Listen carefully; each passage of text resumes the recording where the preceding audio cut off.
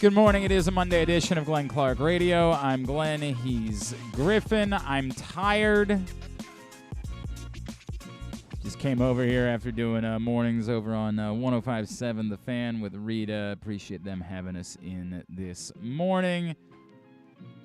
A lot to discuss. A lot of conversation to be had. We will talk about John Angelos' comments and what they mean for the Orioles. I do think it's significant because John Angelos had not spoken in a while, and I have feelings about it.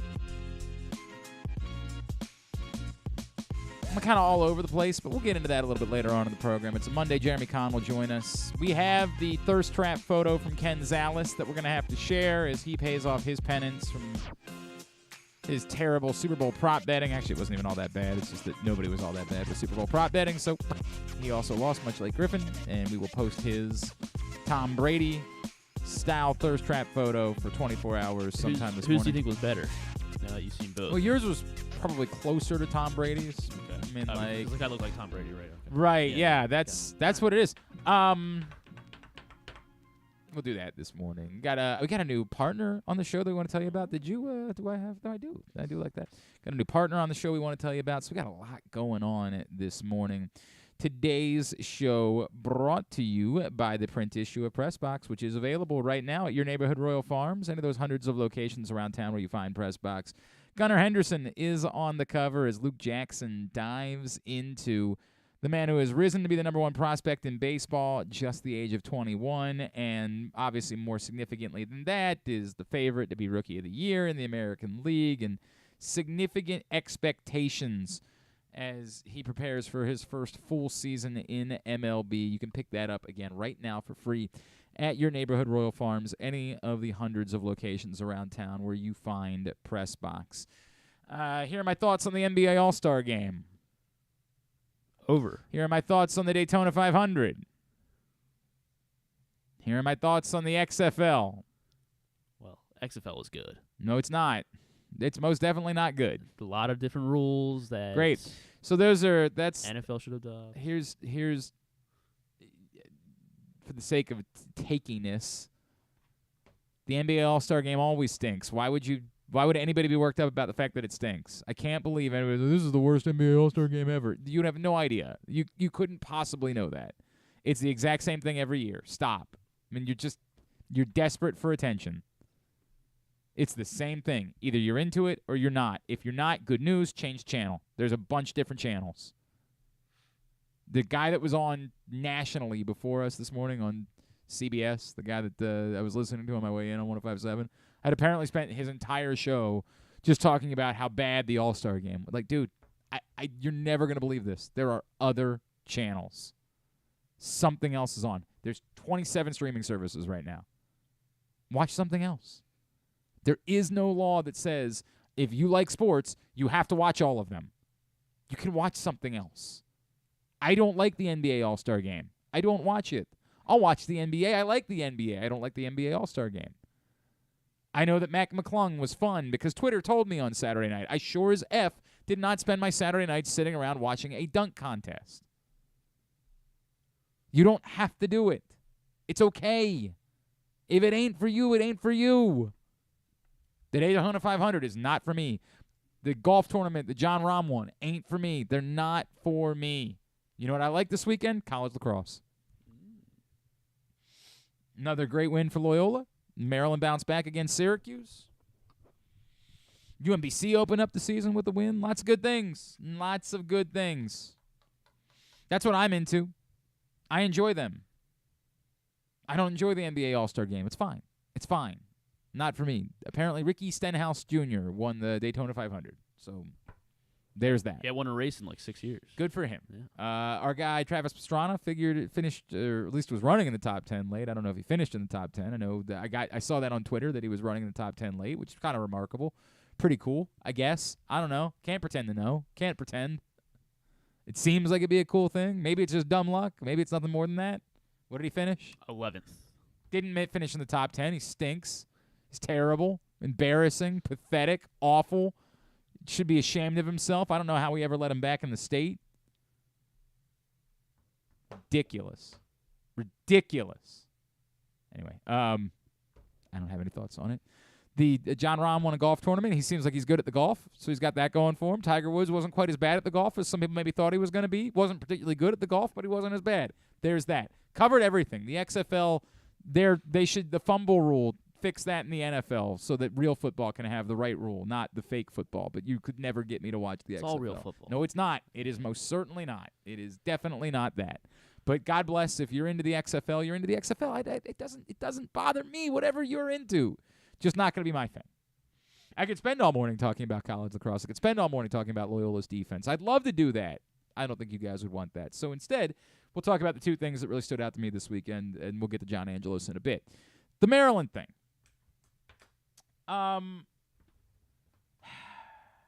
Also, tomorrow is when the franchise tag window opens. So, this next couple of weeks are going to be significant in that department as well. The Maryland thing. If you were listening to 105.7 The Fan yesterday, you know that in the final segment of the show, we do a segment called Sunday Scaries. For those of us that have dealt with anxiety, we know what the concept of Sunday Scaries are, and I always talk about what gives me my Sunday Scaries each week. And I said very clearly yesterday at 3:45 on 105.7 The Fan, leading into coverage of the Maryland game, that what was giving me my Sunday Scaries was Maryland playing at Nebraska yesterday. And that everything we know about Maryland basketball says you follow up this great win with a stink performance on the road.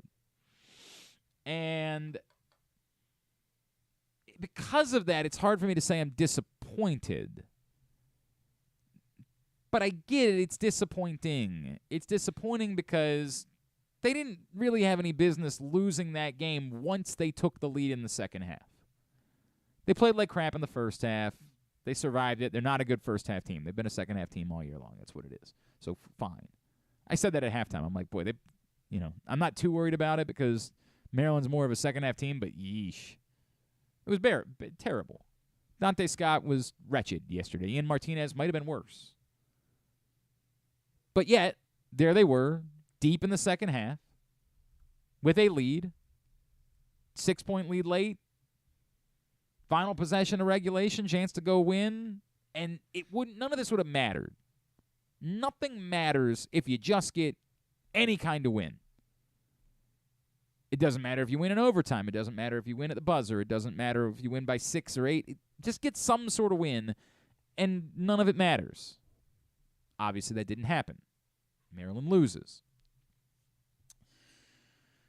It's not crushing in any way.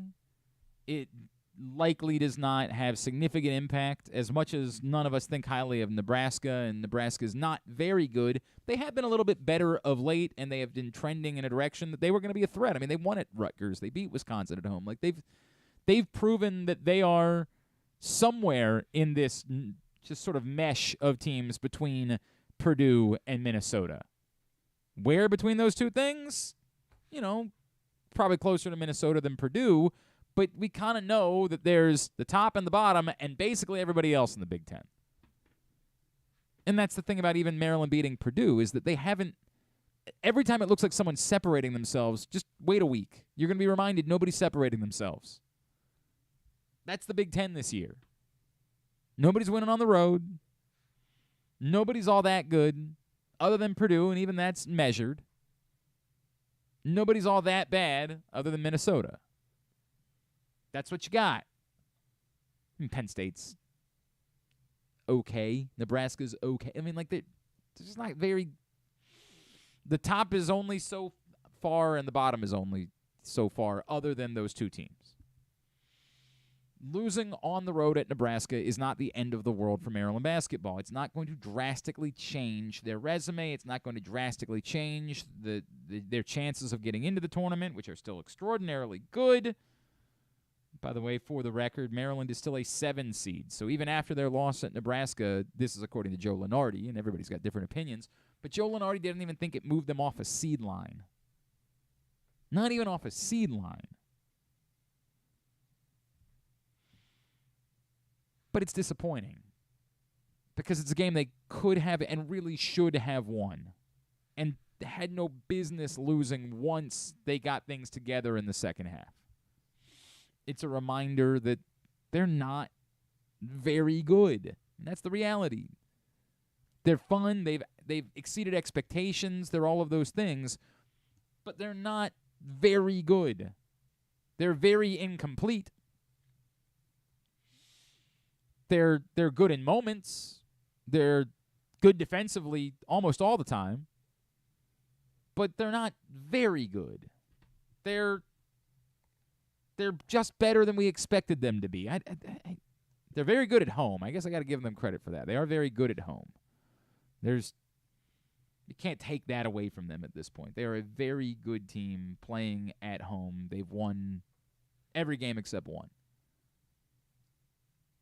I guess Ohio State's probably closer to Minnesota than it's at the top it's Purdue, and at the bottom it's Ohio State and Minnesota. Ohio State, who got pounded by Purdue yesterday. There are 6 teams in the Big Ten currently with 7 losses. It's about as much parity as you could possibly imagine within the Big Ten. Maryland is one of them. Do I know that they're definitively better than any of these other teams? Iowa, Rutgers, Michigan, Illinois, Michigan State? Not at all. Not even a little bit. I don't know that. Now, they would do well to try to avoid playing for as long as they can in the Big Ten tournament. They would do well to try to get a top 4 seed, which they're very much in play for. They're 2 games behind Northwestern, a game behind Indiana. They're currently tied for 4th with Iowa and Rutgers. They would do well to just, present a scenario where all you got to do is try to win 2 games and suddenly you're in the Big Ten championship game. They would be incredibly well served. Do I have confidence in that? I mean, their schedule is very fair, but of course we felt that way, including their trip to Nebraska, and we saw how that went. They are struggling to win on the road. They're an inexperienced team. They're a thin team, and they're not extraordinary. This always goes back to the macro-micro conversation that we like to have. In the micro, it's not a big deal. It's just a reminder. It's a reminder of what it is they're up against. They're up against the fact that they are what they are. These things are going to happen. In the macro, as long as it's just this. I mean, if they were to turn around and lose at home to Minnesota, well then, let's have a conversation. There's a big problem. But as long as it's just this, as long as it's one tough loss on the road against another mediocre team, it's not a big deal. We're not we're not good at this. We overreact to everything. They got another big game at home next Sunday. If they beat Northwestern at home next Sunday, they're going to be just fine. And, you like their chances of doing that. They're very good at home. But this is sort of who Maryland is. This is not, there's nobody for me to yell about. I mean, you want to blame Kevin Willard for it? Blame Kevin Willard for it. I don't know what else he could have done. You can blame Dante Scott like everybody else. You can blame Dante Scott. Guys have bad games. Yeah. It's what it is. You want to blame Juju Reese for getting into foul trouble early? It's kind of who he is. He gets into foul trouble. He's amongst the leaders in the country and the most fouls picked up. Still had a double-double by 2 minutes into this. And I thought Kevin Willard did a wonderful job of figuring out when to get him back into the game so he could still make an impact despite early foul trouble. I thought that Kevin Willard, it was almost masterclass. How to use a player you need to make an impact when he's in foul trouble and get the most out of it. I thought it was excellent. I don't have a problem with Kevin Willard. This is a thin team. Ike Cornish was getting minutes yesterday. They were trying desperately to figure out a way to get through this thing. They're up against it. They lost on the road. Stinks. They come back, they win 2 games at home this week. We're not going to care. We're not going to care because, again, we're not judging this as a team if you thought this was a team that could make a run to the Final Four, you might be alarmed by them losing on the road at Nebraska. But we don't think that. I don't think they're that much better than Nebraska. Honestly. I mean, Nebraska, you could argue, had the 2 best players on the floor yesterday. To me, Derek Walker was the best player on the floor yesterday. Derek Walker, the fact that he can not only be a post presence but also control the basketball, handle the ball, that's really impressive, man. I thought Derek Walker was the guy that wowed me the most. And then Tominaga, I mean, is he going to be a first-team All-Big Tenner? Yeah, he might be. I mean, what a wild story that dude is. And, knocked down some huge shots. Drew some big fouls. And Tominaga is a hell of a player, man. I mean, Jameer Young's been a hell of a player, too, so there would be an argument to me which one of those guys is. I think it has to be Jameer Young, but I don't know, dude. Tominaga, we'll see what happens the next 2 weeks. But he's a revelation, man. He is. Whew. It's wild. It really is wild watching that dude play. So they've got a better resume, Maryland does. They're safer in the NCAA tournament than Nebraska is, but I don't think they're drastically better than Nebraska. And, Fred Hoiberg's a hell of a coach. He's in an awkward spot. It's Nebraska. It's hard for anybody to have any amount of success there ever. But he's a damn good coach. When he's got the opportunity to coach a little bit, out of timeouts last night, Nebraska was excellent. Out of timeouts, they were exceptional. The most disappointing part about last night, and there were a lot of disappointing parts, the most disappointing part to me is that they threw the ball away out of a timeout in overtime. That can't ever, ever happen. And take nothing away from Sam Hoiberg, who made a nice play. But for that to happen out of a timeout is dreadful. Nebraska was really good out of timeouts last night. I thought, to me, and the media timeouts in the game, having something to run, ready to go, when you've got the ball to design a play. I thought Nebraska was exceptional. Despite the fact that they're facing a good Maryland defense. I mean, I don't we're going to talk to Chris Knoche about it here in a second. I'm not dismissive of it. I'm not trying to say it doesn't matter. It's not a big deal, I get that. I think it's a bigger story that we can be disappointed by this. Some of it is just the way that we feel about Nebraska ball. Some of it is just you can never lose a basketball game to Nebraska. Nebraska doesn't play basketball. Some of that is what we're feeling. Their defensive strategy is take charges. And it is. But I just don't. It's a bummer. It's a bummer. And after everything, after the big win over Purdue, you would just like to see it follow. If they had followed it up, they would definitely be ranked this week. But they didn't. They didn't handle their success. Quick turnaround after a big win, going to a place where, despite the fact that Nebraska basketball has never mattered, they always have huge crowds because there's nothing else to do in Nebraska. Really. It's not like here where if the team's bad or if the team's not exceptional, people are going to choose to stay away. There's nothing else for them to do. They go to the games. They support. It's a great atmosphere. It's rabid. So you got to go to a tough place to play. After you just knocked off the number 3 team in the country, you're a team that doesn't have a lot of... It was kind of predictable. You could kind of see it coming. Not even kind of. I completely saw it coming. Disappointing. I'll give you that. Disappointing. All right. Today's show brought to you by PressBoxOnline.com/offers. PressBoxOnline.com/offers. Where right now, whatever it is that you want to bet on, we're getting ready for the NCAA tournament. So think about this. Go to PressBoxOnline.com/offers. You sign up with DraftKings. You make a $5 bet. You're getting $200 in free bets. You don't have to use them now. You don't have to use them on an NHL game tonight or an NBA game or anything like that. You can pocket those.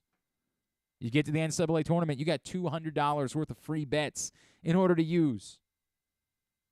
So go right now. But I can't guarantee you that offer is going to last until the NCAA tournament because the offers are constantly changing. PressBoxOnline.com/offers. Click on DraftKings. Make one $5 bet. Pocket $200 worth of free bets that you can make now, you can make later, you can save until football season if you'd like. PressBoxOnline.com/offers. Sign up with DraftKings. Joining us now to talk a little bit more about a tough one for Maryland. They took on the Chin after a big win. He is, of course, color analyst for the Maryland Radio Network. Our friend Mr. Chris Knoche is back with us now here on GCR. Chris, it's Glenn. It's always good to catch up. Appreciate taking the time. The way that I've described it is I don't think it's significant. I just think it's sort of disappointing. Maryland, it's tough to win on the road in the Big Ten anywhere, and they were coming off a huge win. It was a spot where you could see a letdown happening. It's just a bummer because it seems like it was a game that late in it they had no business losing after they seemed to take control. Yeah, I mean, I can't argue with that. I thought they were in great shape, up 7 or 8 with 7 or 8 minutes to play. They were also 5 at the under 4-minute timeout, media timeout. And so, the serve was definitely on their racket, and they had every opportunity. They had a great look at the end of the game that would have won it. They even had their chances in overtime. It's kind of a deceptive final score. They're down 1, inbounding the ball with 30 seconds to play, and with every opportunity to win the game. It's disappointing, but having been there, you sort of. I was very impressed by a couple of things that Nebraska has done. First of all, you rarely get a coach with the huevos, with the guts enough to completely change the way they play in February. And Fred Hoiberg has done that. The crowd was phenomenal in that place. I'm sure it came through on TV, but it was a big-time environment. I think the town out there has embraced the sort of mini turnaround that Nebraska has had over the last 3 weeks or so. And that was a big part of it, too. I thought that, they rode their crowd a little bit like we rode our crowd on Thursday night. And, it was disappointing because, as you said, Terps had put themselves in a position to win a big game on the road and to keep the train rolling. Yeah, that's it. That's the, just to sort of keep building this momentum. And we know this is a tough place. The other thing that jumps out at me, Chris, is that they've got good players. Derek Walker's a hell of a player. Tomi Naga is a revelation, man. They might not be a great team, but they've got good players, and they're pretty well coached. Oh, they're very well coached. They also play a style that I think, people enjoy seeing. That, as frustrated as Maryland fans were over the defense, and that's one thing the Terps have done consistently well this year is play D. Right. It's a Nebraska team that hung 82 on Rutgers in Piscataway, and there are a lot of teams that need 2 games to get to 82 on Rutgers and Piscataway. So they've sort of bottled it a little bit. They've found the pixie dust, and they're using it. They're having fun, man. You can tell that there's a chemistry on the team, and those guys like playing with each other. And you're correct. They're limited in many ways. They don't really have a true point guard.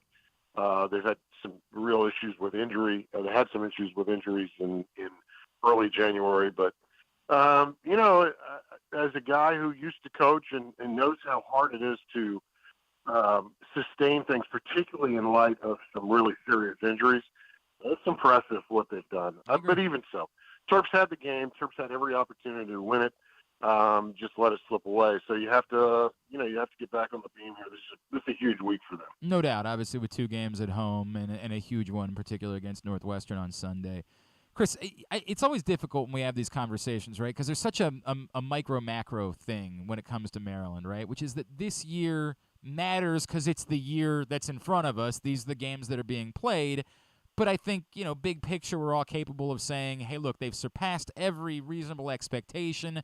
This has been a wildly successful year. Whatever happens here at the end, doesn't really matter in terms of the momentum that you feel for the program and for Kevin Willard. It just, there's a good feel to Maryland basketball. But they're going to play the games anyway. So as I ask this question, like, does it matter that they haven't been a good team on the road? Is it simple enough to just say, hey, that's conference play, that's what you can accept with the limitations? Or is there a bigger picture lesson to be learned from the struggles that this team has had on the road this season? No, I think it's largely the conference. I think that one of the things that I'm fortified by, I think, a little bit, Glenn, is the fact that the NCAA tournament obviously are neutral court games for the most part. Now, that said, you do not want to be in the 8-9 game and end up playing number 1 Alabama in Birmingham. You want to stay out of that situation. But for the most part, it's neutral court games. And when the Terps have played neutral court games this year, they've played really well. Yeah. I mean, we drilled two good teams at Mohegan Sun in November, played a really good Tennessee team to pretty much a draw in December. So, I think it's largely conference related. These guys, the schools know each other very well. They prepare for each other. I look at the micro part of this though, Glenn, because you're not promised next year. Obviously everything is trending in the right direction. They've recruited well. They're involved with some really good players that may or may not come, but you're not promised anything. You have an opportunity. All we know right now is that the window is open here and now. Sure. And if it's not open, it's certainly ajar. So I think you have to take advantage of today. And it's amazing to think about if you look at where, what the projections were for the Big Ten for this season, it is amazing to think that we are looking at the end of February and Maryland and Northwestern looms as a huge game, because nobody would have thought that, back in October. Yeah, one of the things that jumps out at me, Chris, is that, I don't think there's any world in which Maryland's going to be making a run to the Final Four or a national title, but alone, what it would do for this program, and there's no reason, given how much parity there is in the league, there's no reason why they couldn't win a Big Ten tournament, right? And you probably say there's really no reason why they couldn't make a run to the Final Four. I'm just trying to be reasonable when I say these things. What it would do for this program just to win a conference championship at this point would, given, how few of those types of significant achievements there have been over the last 20 years, it would be, I can't even begin to describe the energy and how much it would electrify this fan base for this team to go win 3 games in 3 days if they can lock up a top 4 seed. Yeah, I'm going to look at this a little different way, Glenn. I was really interested to read some of Matt Painter's quotes after the Purdue Maryland game, and I think maybe I saw these after the Ohio State game yesterday, where they spanked Ohio State. But his focus is not, and maybe he's saying this as the number 3 ranked team in the country. His whole thing is, hey, we've done enough to put ourselves in a really good position. Going into the NCAA tournament. I think Kevin Willard probably feels similarly. Sure. And Painter's thing is, I'm not focused on the Big Ten tournament. I want to do well there. I want our fans to have a great weekend. If we win it, we win it. But there are greater things on our plate here, and that would be the NCAA tournament. And I think you have to catch serious lightning to win a Big Ten tournament where you're playing 3 games in 3 days. Conversely, the NCAA tournament, while it's certainly hard to win, it's the history of the NCAA tournament is filled with guys who make star turns for 3 weeks. Sure. There's no reason why a guy and it's usually a point guard. It's usually a guard. It's a Randolph Childress. It's there are guys who do that during the course of a tournament. Actually, Childress did it during the ACC tournament, but the point is that, why couldn't Jameer Young be that guy? Why couldn't, X be that guy? Whatever. But so I don't know. I kind of focus on the NCAA tournament. I'd love to make some noise in Chicago, but this team has kind of certified itself to be in the NCAA tournament. I'm looking forward to that. I get it. I completely understand what you're saying. I feel like we're talking with Chris Knoche, of course, Maryland Radio Network here on GCR. The Jameer Young thing is fascinating to me right now, Chris, right? Because I was talking to Juju last week, and you could hear in his voice, again, not dismissing this year at all, but you could hear in his voice the way he was thinking about, and of course he knows John Lamothe really well, and some of these guys that are coming in, what this team could do a year from now. Do you have it's so fascinating. I've always been the guy that said, hey, when you have an opportunity to go get paid to play the game that you love, go do it, right? Because you're only going to be able to do that for so long. But NIL really does change things. And for a guy like Jameer, who is probably not going to end up being an NBA player at any point, I don't want to dismiss that, other guys have been able to do it, but he's probably not going to be that guy. Might it make sense for him to look at everything here and say, hell yeah, there's a real chance for me to take a fifth year and still be able to make some money in the process and go accomplish something amazing next season? Yeah, I mean, I think there's a likelihood of that happening. I think that Maryland has the wherewithal, i.e., the resources, to be able to keep a guy like that. And I talk to NBA guys who come through Xfinity all the time, and was talking to a couple of guys before. I don't know what game it was, maybe Indiana or one recently. The Terps were sort of on a roll a little bit, and so the two guys who were standing there talking, and they were saying, "Could Jameer come back?" And I said, "Yeah, he can come back. The alternative is maybe go overseas, or and I asked, I said, "What are your thoughts?" And right away, they both said he should come back to school, because there's not, he's just not. There's such a big delta, Glenn. And I think we've talked about this before. Such a big delta between being a really, really good college player and being an NBA player. It's almost like it's a different sport. So, and Jameer, and there's no crime in being a really, really good college player at all. So he's got to improve some parts of his game, 3-point shooting, things like that, to be able to go play professionally. Maybe it's in his best interest, and maybe I'm not objective and I just want him to come back. Right. Maybe there's something to that too. Yeah. No, look, man, I would, I think it's been thrilling to watch him play. It's been such a great story of this season. The team wins. It's always fun to see a team win. But for a kid from here to be able to come back and prove himself at this level and to want the ball in big situations, I'm not trying to make like a Gravis comparison, because Gravis is one of the greatest players in school history, but there's just something that makes a season like this more special when you have a story like that. Yeah, and the team, where would this team be without him? Lost. I mean, I think he's played to, and I do get a vote on this. I vote for the All Big Ten team, and it'd be interesting to see how this all shakes out, because there's some really worthy guys who are having very good seasons, and I'm really hoping that Jameer earns what he's, gets what he's earned, in terms of all Big Ten recognition. No doubt. He very much deserves it. He has been outstanding.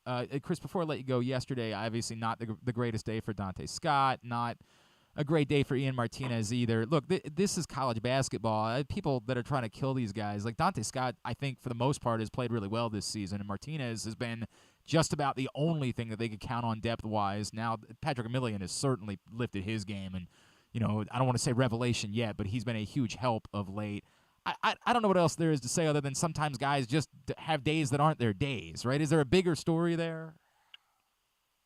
No, and I think there's something to that. I think the other thing is, to Glenn, not to mix metaphors with sports metaphors, but I was watching the game and I'm thinking, Dante just looks like a guy who's pitched a lot of innings. Yeah.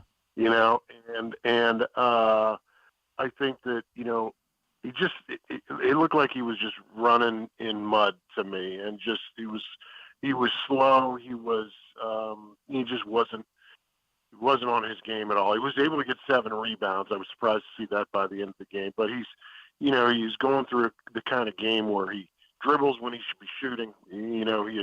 He shoots when he should be attacking.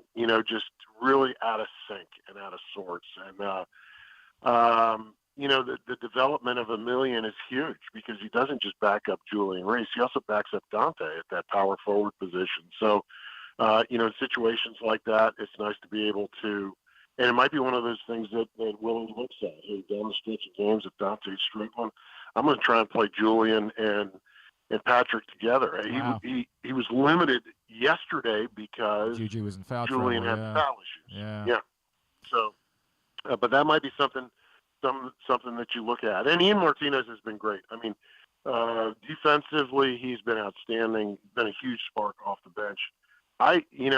We didn't get the benefit of replay on some calls that were made. There were a couple of tough charges that were sure. But particularly one in the second half. Ian got a really tough shot to drop, but they called a charge on him. It looked like the big fella was moving the whole way to me, but again, I'm not objective here. So you play on, you get an opportunity to do it again on Wednesday night. That's when we'll hear Chris Knoche, of course, next with Johnny and Walt Williams as Maryland takes on Minnesota. What about the podcast? What's your plans this week, sir? We've got a couple guests lined up, including in a couple weeks John Beeline. I hope to have John Beeline on the show. Cool. We've had great guests over the last year or two. Jay Wright, Tom Izzo, Fran McCaffrey. We've probably had 25, 26 coaches. Bruce Pearl's been on. We had the Seth Greenberg came on with us one week. We've been very lucky with guests, and you know what? It's not meet the press, Glenn. We're not asking hard questions, but it's kind of story time, and we try and get these guys to lighten up a little bit and have some fun. No, it's a fun group of guys. By the way, can we talk about how good Gary looks these days? What the hell is going on over there, man? Like, he looks unbelievable, right? Yeah, he does. Always got the tan working, and he's doing really well. Seems to be in a really good place, and love to have him around at all the games. It's been so cool. It's been so cool seeing him. Somebody's got to let Jim Boeheim know, like, hey man, maybe if you're frazzled, like, just take a step away. Life is gonna be all right. Look how good Gary's life is. Jeez. Yeah, exactly. Hey, at ex-Coach Knoche on Twitter is how you follow him. Chris, always appreciate you, man. Thank you for taking a couple of minutes for us this morning. All right, you bet, Glenn. Talk soon. Chris Knoche with us here on GCR. Appreciate him doing that. That's not a joke, man. Every time I see Gary Williams, I'm like, holy hell, what the hell is going on there? We got to figure out. I think I joked about it on Twitter recently. I was like, whatever Gary's doing, we all have to go do it immediately. And somebody said, what, drinking in Rehoboth? I'm like, yeah, maybe. That's what we all need to go do right now. If it'll make us look like – he looks like John Mayer's, older cousin. Is that what he's doing? He's just hanging out in Rehoboth? Well, I mean, he's always hung out in Rehoboth. That was always his spot. I think the Starboard was always the place that he went to. But Jesus. Like, pull up those pictures of him hanging out with, like, Gravis last week and look – he looks better than Gravis. It's insane how good Gary looks these days. I don't know how to explain it. It is like the word silver fox was invented for how Gary's looking. It's truly unbelievable. All right, I'm going to move some things around this morning. When we come back in, let's post KZ's picture. So we'll try calling him real quick and seeing if he can, talk us through it, and then we'll post it. We're going to talk a little bit about the John Angelos comments, and then we're going to chat with Jeremy Conn at the top of the 11 a.m. hour. So that's all on the way. Today's show is also brought to you by your local Toyota dealer and buyatoyota.com. The Toyota Tacoma comes in a range of models and trim lines, so you can choose the perfect Tacoma to reflect your unique personality and driving habits. Check out buyatoyota.com for deals on new Tacomas from your local Toyota dealer today. It's Glenn Clark Radio. The Baltimore County Police Department is hiring. Entry-level officers start at over $60,000 and over $64,000 for lateral officers, with $10,000 signing bonuses available. Plus, cadets start at over $32,000.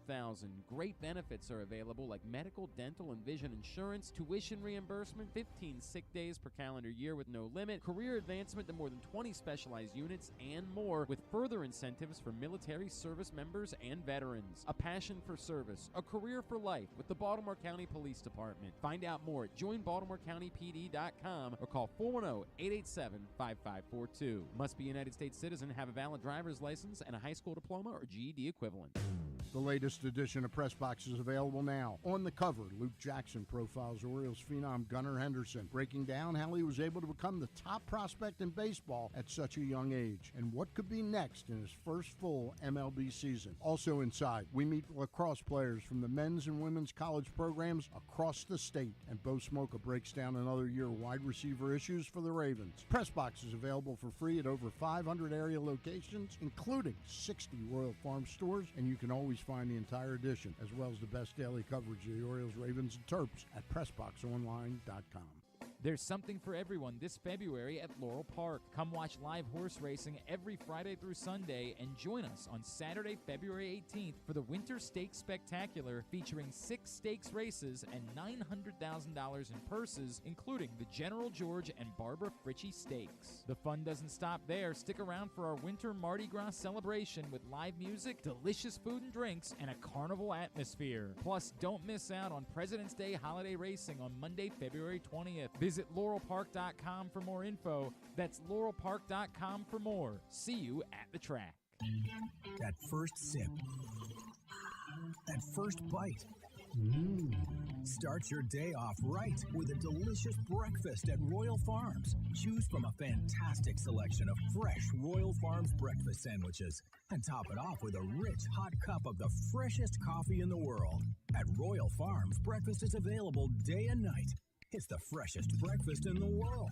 Real fresh, real fast. Royal Farms. Stan the Fan here, welcoming back one of my favorite sponsors, the Costas Inn. And everybody around Baltimore knows that the Costas Inn is a great place to go and grab crabs, steaks, salads, soups, whatever's on your mind to eat in person. But did you know that the Costas Inn has upped their game? They are now one of the premier takeout places in Baltimore. Give them a call now to order your food, 410-477-1975. That's the Costas Inn over 4100 North Point Boulevard. Check out PressBoxOnline.com every day to find daily winners and betting advice from Jeremy Conn. And if you want some advice about life decisions that you probably shouldn't make, here's Glenn Clark. Gambling can be fun, but you should set a limit and stay within it. Remember, if you or a loved one has a gambling problem, call 1-800-GAMBLER 24/7 or go to helpmygamblingproblem.org for free confidential services. Well, it's time. This man now needs to pay his penalty. He's got one lingering from Super Bowl week. He is our buddy Ken Zalis. Good morning, my friend. How are you? I'm good. How are you? I'm all right. Are you at all apprehensive about this picture being shared publicly? I mean, I work in a school, so a little bit. Did you have to like other than that? Yeah. I'm too old to care at this point. Well, I get that part of it, right? Like I am who I am. I'm going to be 55 this year. I've been married for 27 years. Yeah, you're good. I know what I look like. I'm good. I will say this, and I won't. There's one thing that is a me thing that I was apprehensive about because I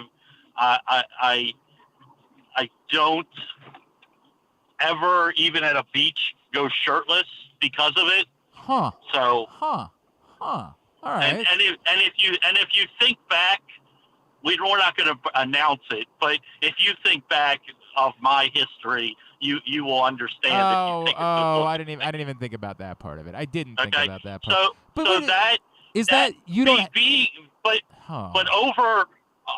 that was my biggest apprehension because literally my first ever picture since then without a shirt on. Well, how about that? I didn't realize. Now I feel like we've got a huge exclusive, right? Like I feel like we could have sold outside of my kids seeing it from school, I'll just hope that did you have to tell anybody today. Did you have to warn anybody at school like, hey, I'm doing this? No, okay. I did. Okay. I didn't. Right.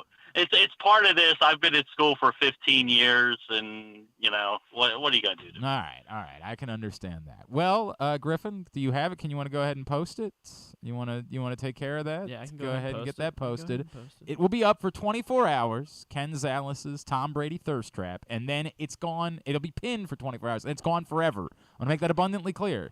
It doesn't just get unpinned; it gets deleted. It's gone. If you wake up tomorrow at 11 a.m. and you say, oh, crap, I never saw that. You missed your chance. That's it. It's gone for good. 24 hours, pinned to @Glenn Clark Radio on Twitter, and then gone eternally. That's the way that it is. By the way, for a second, Ken, you sounded a little bit like Tony Saragusa there when he said to Rich Gannon, well, I don't know. My wife lets me fall on top of her once a week, and she doesn't seem to mind. Right. Yeah, but that's sort of the attitude. Yeah. I mean, it is what it is. Yeah, you definitely seem to do that a little bit. What's going on with you? Everything good? Everything's good.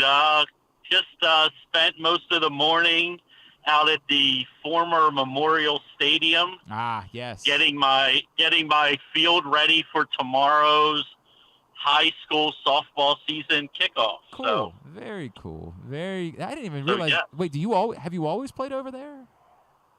this will be, I can't remember exactly, but it'll be the 7th or 8th year Oh, that's cool. that has been our home field. That's really cool. I remember the first time when they opened up that field. They did an event with Cal Brooks and I want to say Brady Anderson might have been there as well. And Luke Jones and I went over for the day. And I think it was the first time Luke had ever been in the presence of some of those guys. And it was a really cool moment. I remember thinking back very fondly of that day and how neat it is that they ended up using that space that way. It's just a really cool. Someone Griffin's age will never understand, right? It just won't. Right. Well, that's the thing. None of the kids understand, but our umpires and coaches that come understand, and it's cool. And there's a guy from the neighborhood that somewhere from May on actually puts up the here sign where it would have been. Oh, it's awesome. In Memorial Stadium, so it's kind of cool. That's awesome. Is there a receiver that you're in love with? Not in love with, and it's really weird when we talk about receivers because I don't know who the quarterback is, and I don't. Thanks for that reminder. So let's talk football. The kid out of TCU, Quinn Johnson, who's 6'4", runs like a deer, catches the ball as it's at its peak. I love that kind of receiver. That's 6'2" to 6'4", 220 to 230 pounds that can run, to get out of breaks, and fights for the ball at its highest point. I like those type of receivers. I don't know if that's the type of receiver the Ravens need, or do they need a kid like Scott that is 5'11", is a speedster, and can take the top off so to your point, of a defense. Yeah, the thought would be if Bateman is fully healthy, right, that you wouldn't you want the complimentary guy. I know a lot of people talk about Jalen Hyatt from Tennessee as being that guy. I love Addison. I love Addison from USC. I think I just don't think he'll be there when they pick. But if he was there, I think he's a no-brainer pick. He's been arguably the best receiver in football at two different schools with all kinds of different offenses that he's been able to fit into. So I would love for them to pick him. He could be a nice, then you have two outside guys. Maybe you can use one in the slot a little bit. It's really hard. You got a new offensive coordinator. We don't know who the quarterback is. We don't know what kind of scheme they're going to run. So the one thing I like about the offensive coordinator, it seems like he does whatever the personnel is, he can work through it.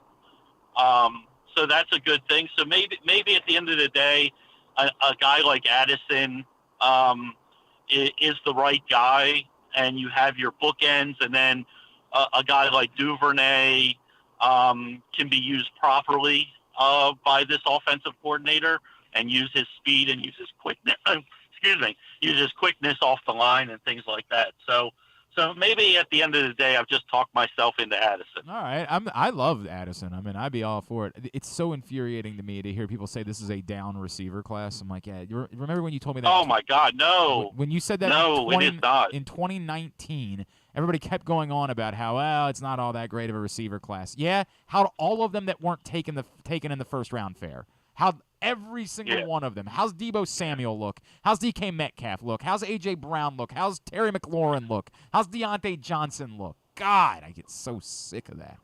Oh, I'm so sick of it. But people like to do that every year. I mean, look, I don't know what the quarterback class from last year is ultimately going to wind up being. Right. But look, those guys we're gonna see this year. Look how high everybody was the year before on Lance, and that's been unfortunate. But Zach Wilson. I mean, all these guys everybody loved and said, "Oh, it's such a good top heavy. You got to be in the top 10," and they haven't been good. Yep, that's a fact. That's a fact. All right, is it up, Griffin? Picture is up. It is indeed up. All right, very good. 24-hour clock is underway. If you want to go see. So if you don't want the retinas to burn out of your eyes, please go take a look. You look great, buddy. You look great. You're 55. You've been through a lot. You spit in the face of death. I've been through a lot. I have no shame anymore. It really, it's not that embarrassing to me. All right. Love you, buddy. How many did I get right, by the way? I know we tied. Did I get any right? Oh, you actually did quite well. Like, everybody went 500 or better. Everybody was 5-4 or better. The problem was everybody was 5-4 or better. Okay, got it. That was the issue. I was 6-3. Somebody was Paul Valley was 7-2. You went 8-1. Oh, 8-1. Yeah. Jesus Christ, 8-1. Like, it was so I should have taken your advice. Yeah, the really embarrassing thing. The only embarrassing thing about this for you and Griffin is that you both lost because you went with heads. Like, what? With heads. Does that? I tried because I tried to get that edge. If everybody's going tails and you get that one right, you're sitting pretty. But you can't go down this way. It did not work. You can't go down with heads never fails. It doesn't rhyme. It makes no sense. I know. All right, buddy. That's the worst part of it all. I love you, pal. Well done. Thank you. Thank you for being a good sport. Okay. Anytime, my friend. See you, buddy. That's Ken Zalis. We love him. It's up. It is up on Twitter at Glenn Clark Radio. It's pinned right there. Ken Zalis' Tom Brady style thirst trap photo. I wonder if he timed this out perfectly for it to fall on a holiday. Like, I wonder if he was thinking that when he timed out when he was going to take the picture and send it to us. But less people are on social media. That's what I'm wondering, if he was thinking that way. The national holiday, President's Day. Yeah. It is a federal holiday. That's the way that it goes.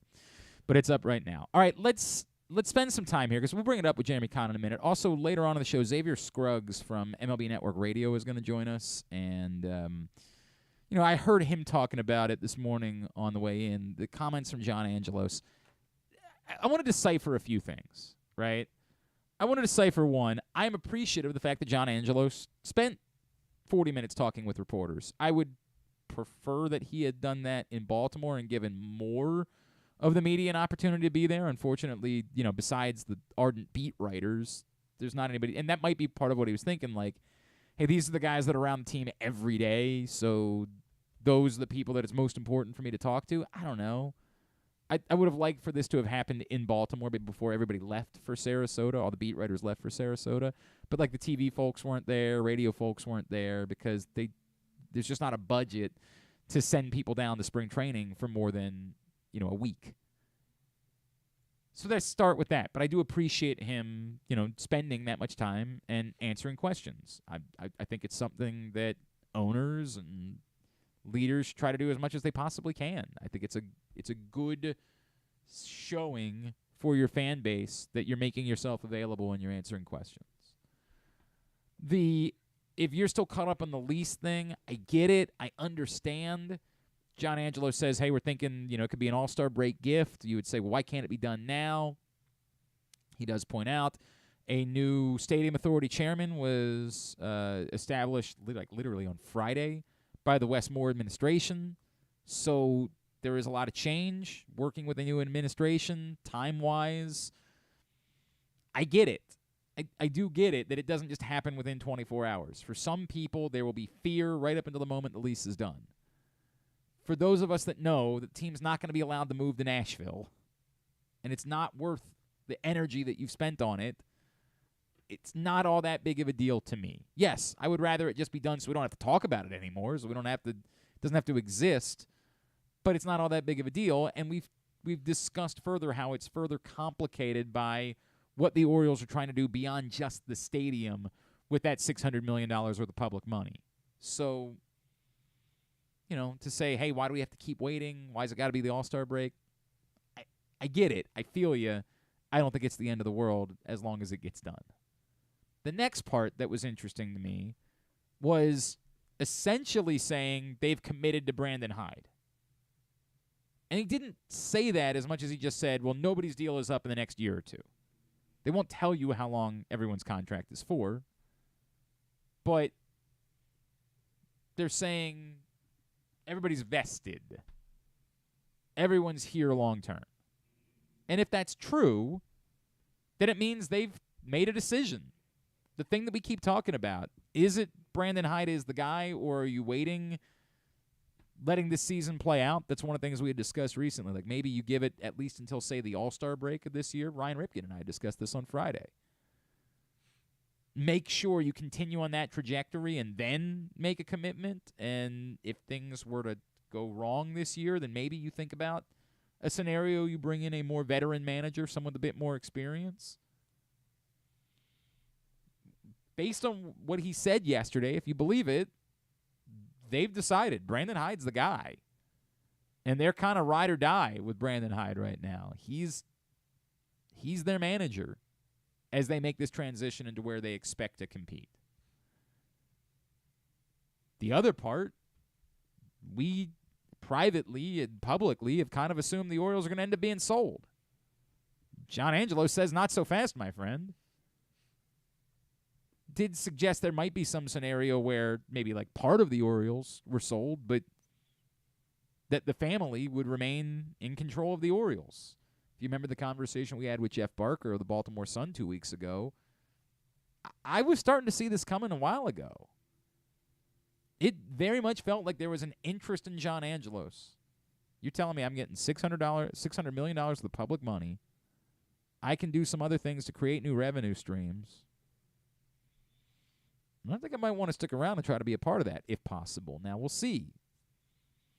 Does Major League Baseball want to have a say in that? How does this look whenever Peter Angelos does pass away and there is a tax burden that will be passed along? Can John Angelos in particular, I don't know, it won't be passed directly to him. It'll be passed to Georgia first. Can the next generation afford to be the owners of the Orioles? Can they create enough new revenue to profit in order to continue to own the baseball team? To be determined. But right now he's saying, look, there's no imminent sale of the Orioles. We're going to be in control. And then to me, from a baseball standpoint, and it's the part that I want to talk about when Jeremy joins us here in a minute. From a baseball standpoint, the most interesting part of this started with a conversation about payroll, where he said, well, I'm not going to predict payroll. Okay, well, who is? Like, you're John Angelos. You own the team. If you're not allowed to predict payroll, who do we see about that? I guess he means there's no cap. He's willing to spend whatever. I mean, but it really came off more like, well, we'll have to see how. Like, I don't know where that's gonna. Well, if you're the one who makes those decisions. Like, who has more authority than you do when it comes to this type of thing? But then he went down the road of saying, hey, look, we're never going to be like the Mets or the Yankees or the Dodgers. Like, okay, nobody expects that, really. But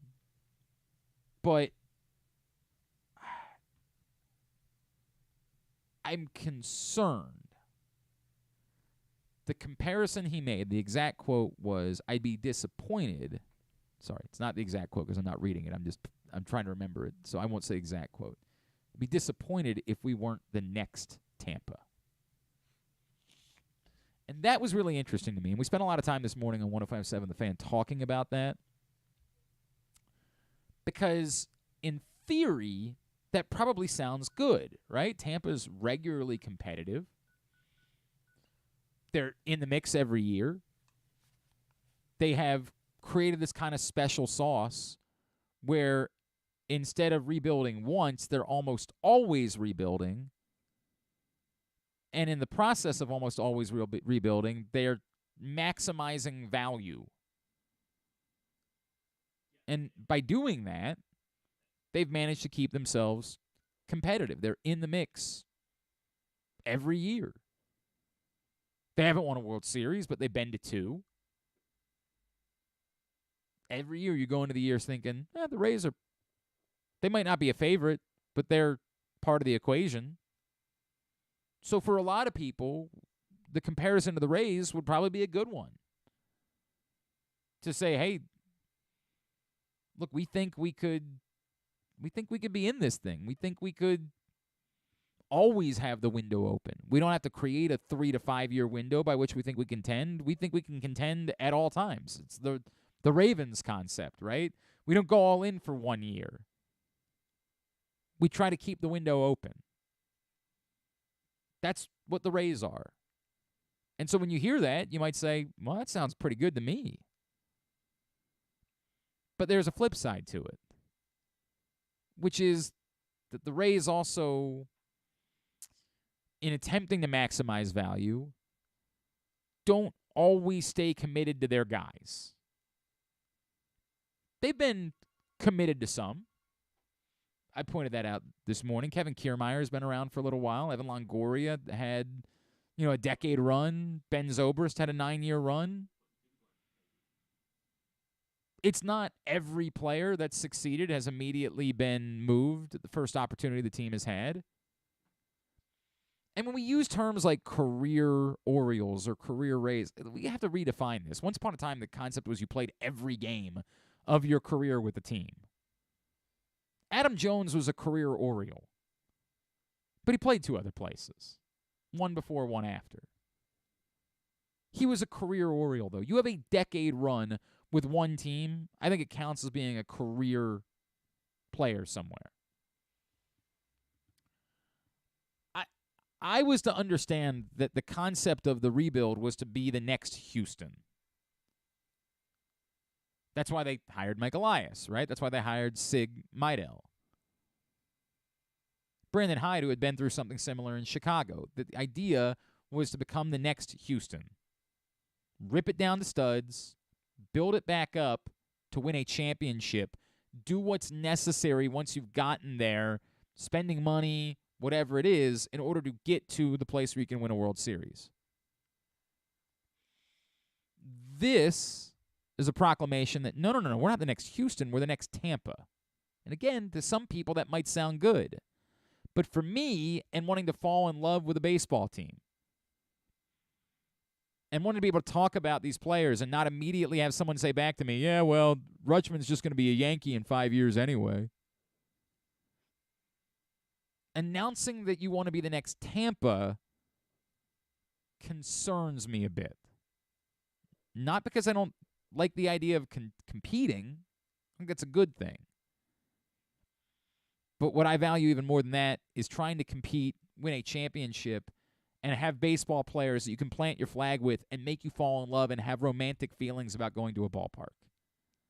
And Tampa, for the most part, doesn't operate that way. They operate on data. They operate on maximizing. They operate like a consulting firm, not like a romantic baseball club. Let's talk more about that. When I think romance, of course, there's no one I think of more than our friend Jeremy Conn from the Big Bad Morning Show on 105.7 The Fan. Dude, I got to tell you, I thought today's show the best morning show I've ever heard on 105.7 The Fan. It's arguable. I mean, it's right up there. All other shows at best would tie for second. Yeah, so right. Tied for second. But yeah. Oh man. Wait, how many hours of radio are you doing today? I'm running. I think I might just stay on all day. So this is. I don't even know if you know this. On top of everything else, Bruce was coming on at 9 after us today. Mm-hmm. He thought he was on at 10. Oh, great. So I got a phone call during a commercial break at 8:45. Hey man, can you stick on for a little while? Yeah. Can problem. you stick on past the time that your show Yes, actually correct. starts? No problem. That's what I said. I'm like, Bruce, I got to do another show at 10. He's like, oh, no, I'll be there. Promise. All right, buddy. That's great. Oh, man. So it has been a day. All right, so I know that we normally do silly things, but I'm having this conversation about John Angelos yesterday.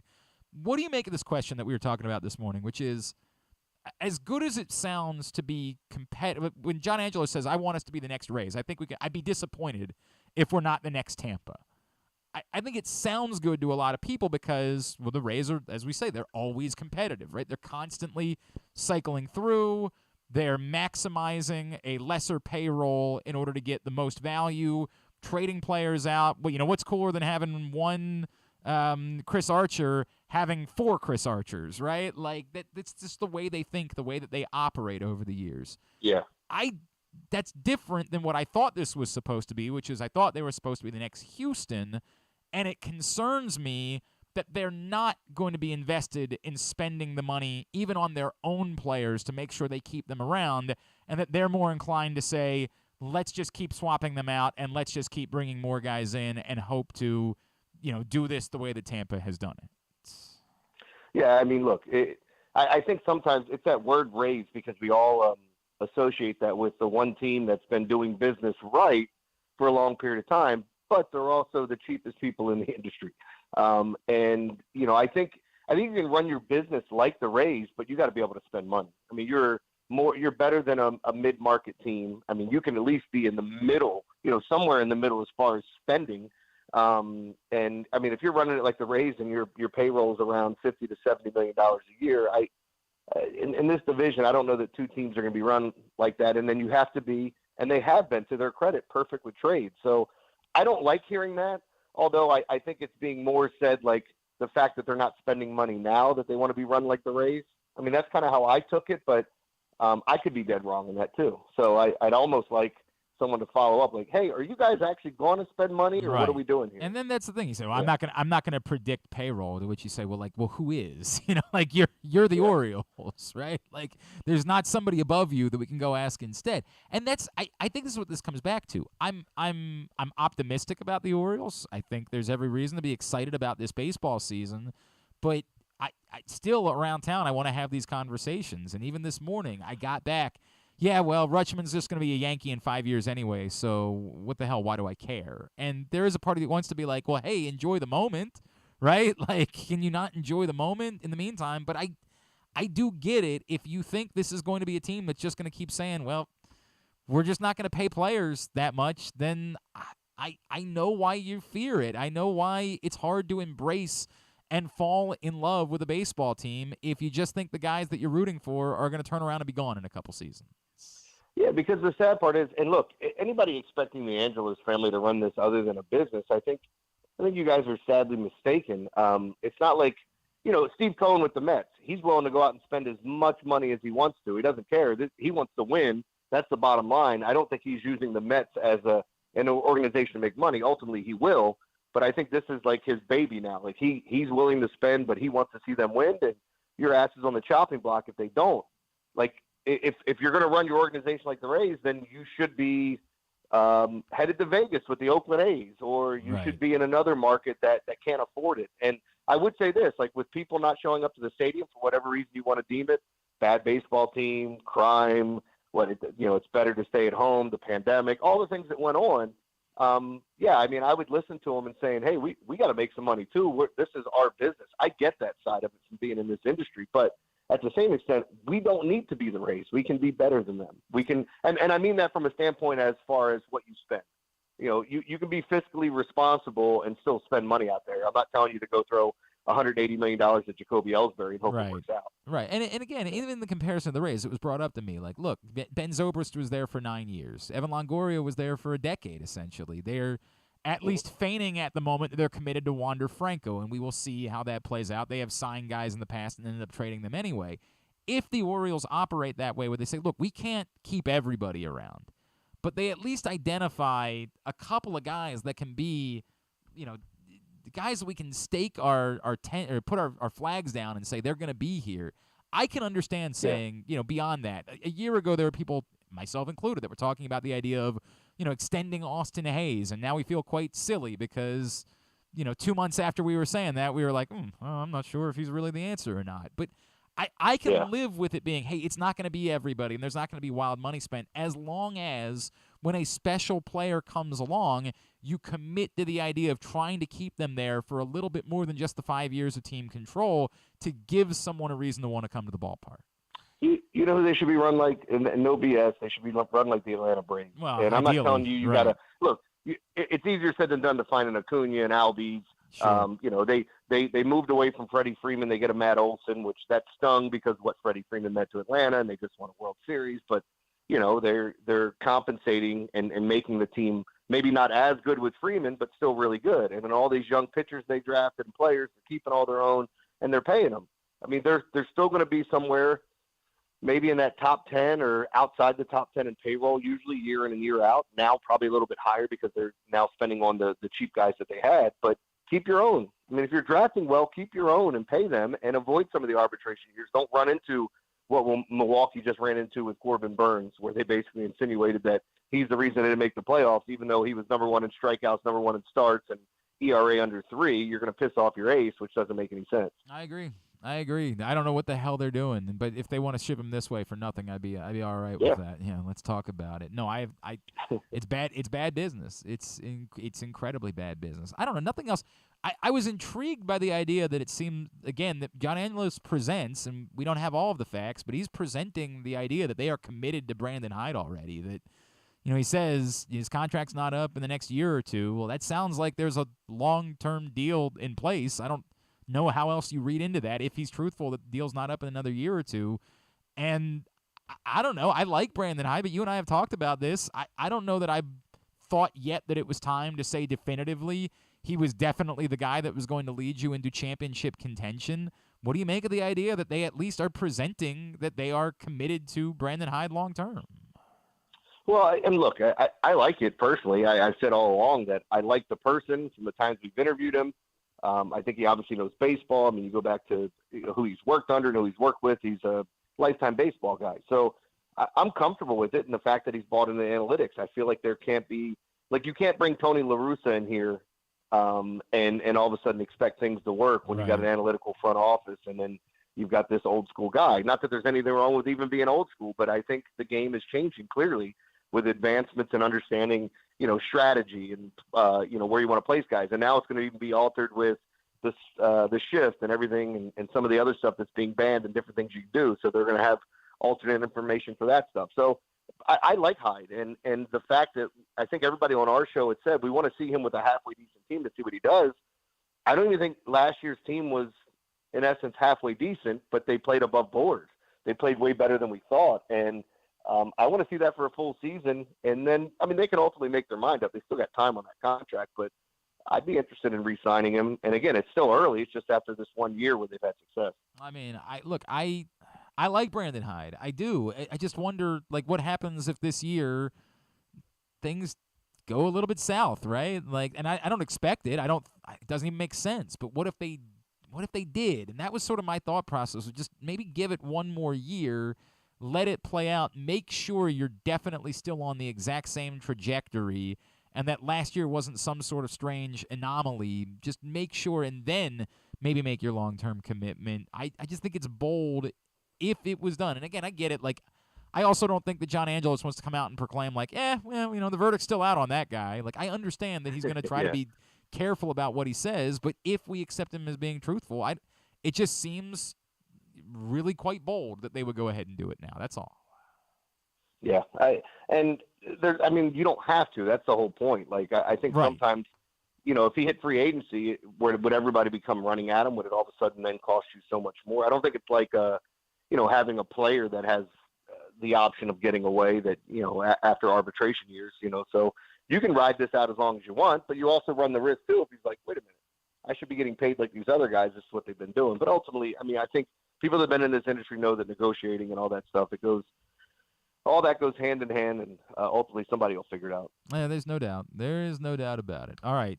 He is Jeremy Conn, Big Bad Morning Show, 105.7 The Fan, picks every day at PressBoxOnline.com. Acknowledge that it sucks for there to be a company holiday in the winter. Like, what the hell could you possibly be doing? You would have rather just gone to work today, right? Well, I'm celebrating all the presidents. Yeah, I'm sure you are.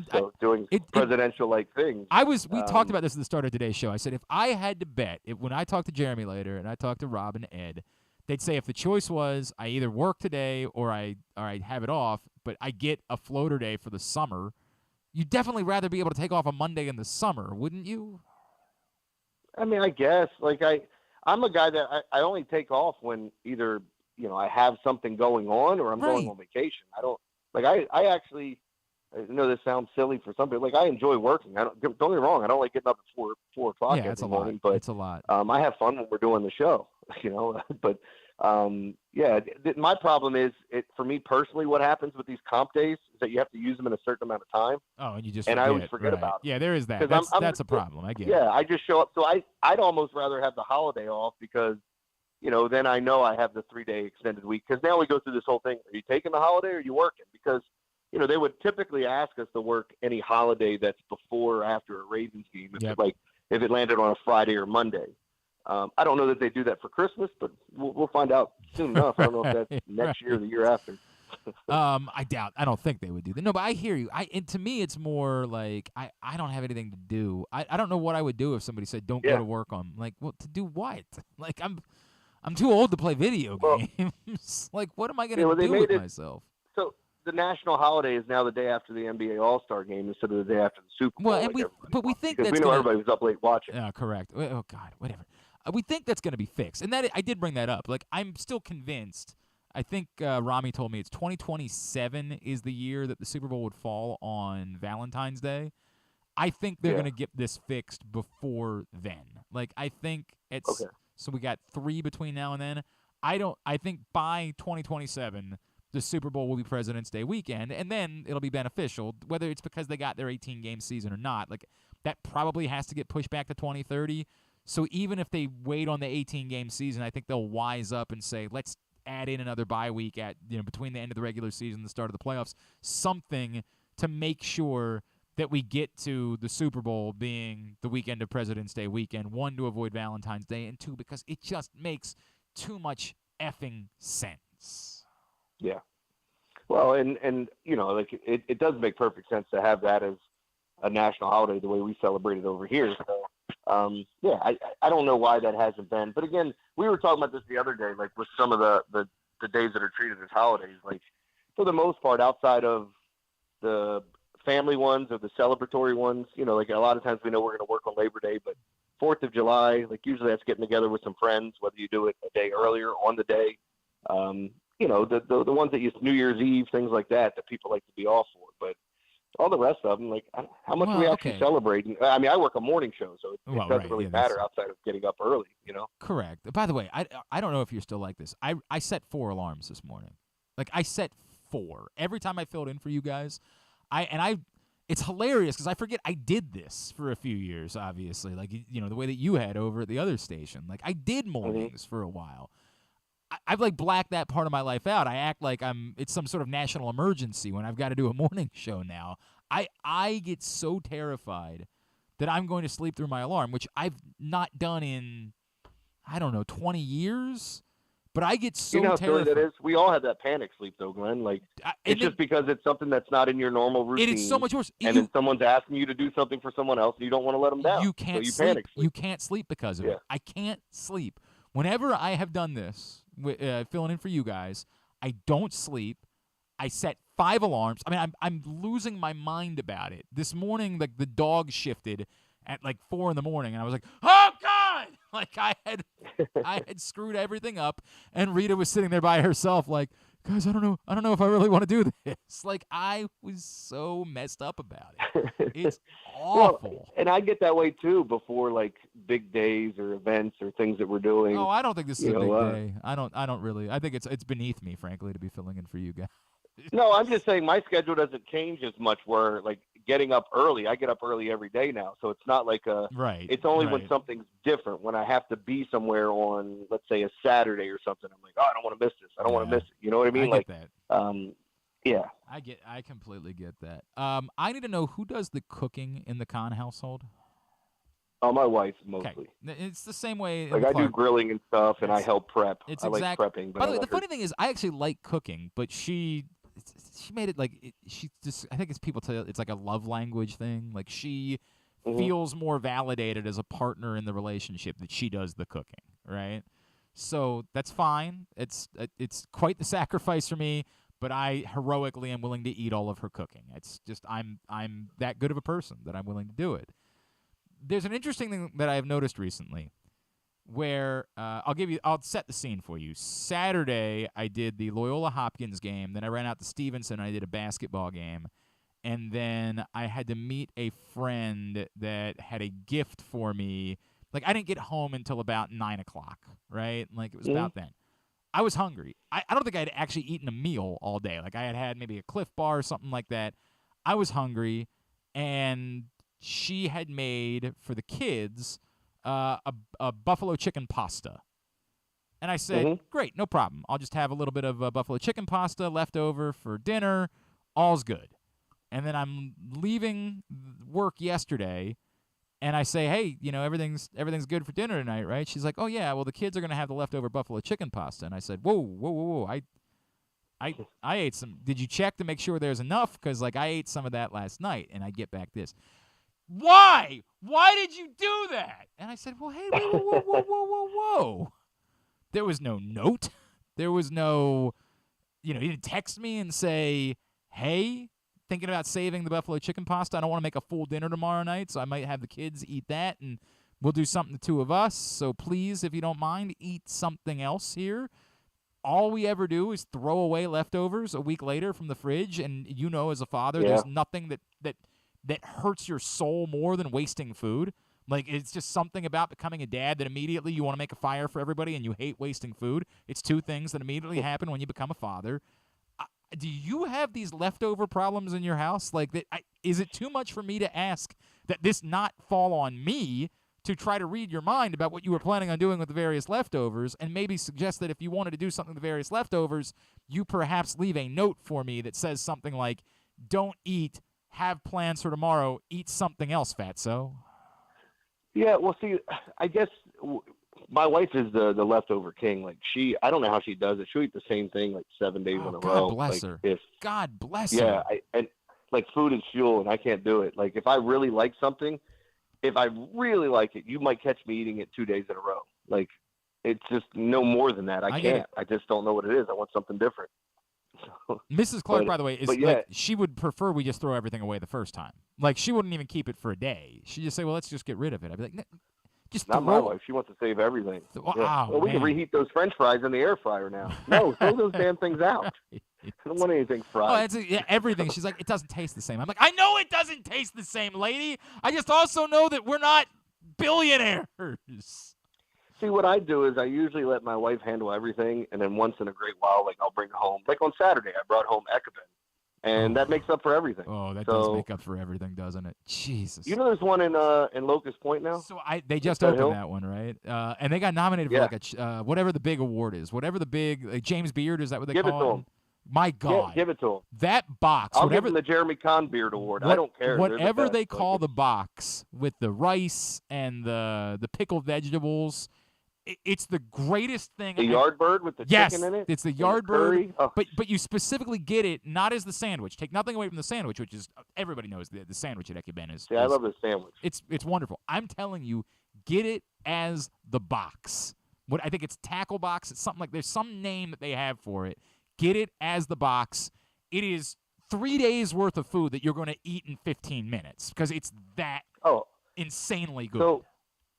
So I did the smartest thing that I've ever done in my entire life, because not only was my wife working when I picked her up Ecobin, so I got myself Ecobin at the end of the night, but I also picked up one of the boxes that you're talking about for reheat the next day, which it was still amazing, and I ate all of it, and afterwards I'll go, well, I'm done eating for the day.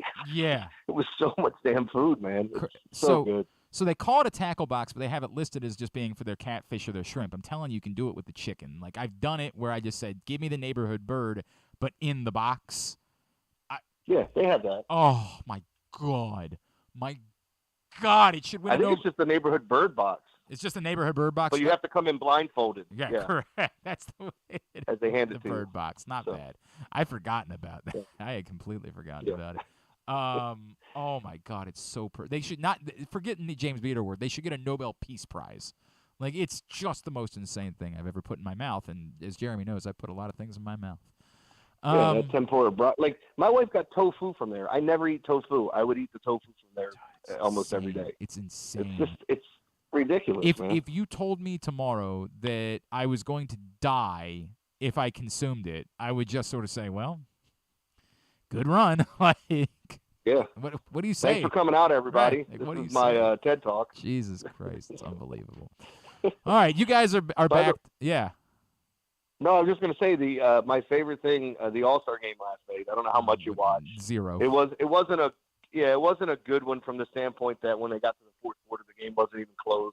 LeBron sat out the second half. Giannis played the first 2 minutes and then sat out because he has a wrist injury. And then it was just basically the Jason Tatum, Jaylen Brown, Damian Lillard, Donovan Mitchell show as these guys are just going off. But it was a lot of fun. But my favorite thing was it was the anniversary where they were showing. So they invited African music in. Yes. But the All-Star game was in Utah, which had to be such a culture shock for. I mean, these are the whitest of white people. And it's just fun. I can just imagine the looks on people's faces when and the music was good. Like, I was entertained. I was listening to it. Did you I only knew one of the artists. Did you hear what Barkley and Shaq said before the game started? Where Barkley was like, man, this place, all these people are going to heaven, man. There ain't nothing to do out here. And Shaq followed up by saying, I've never ordered more room service in my life. In my life, yes. It was so good. They also had the moment, too. We've all been in this moment in the industry, whether it's on like a laptop where we're doing a Zoom or we're just doing a radio show where somebody's mic drags.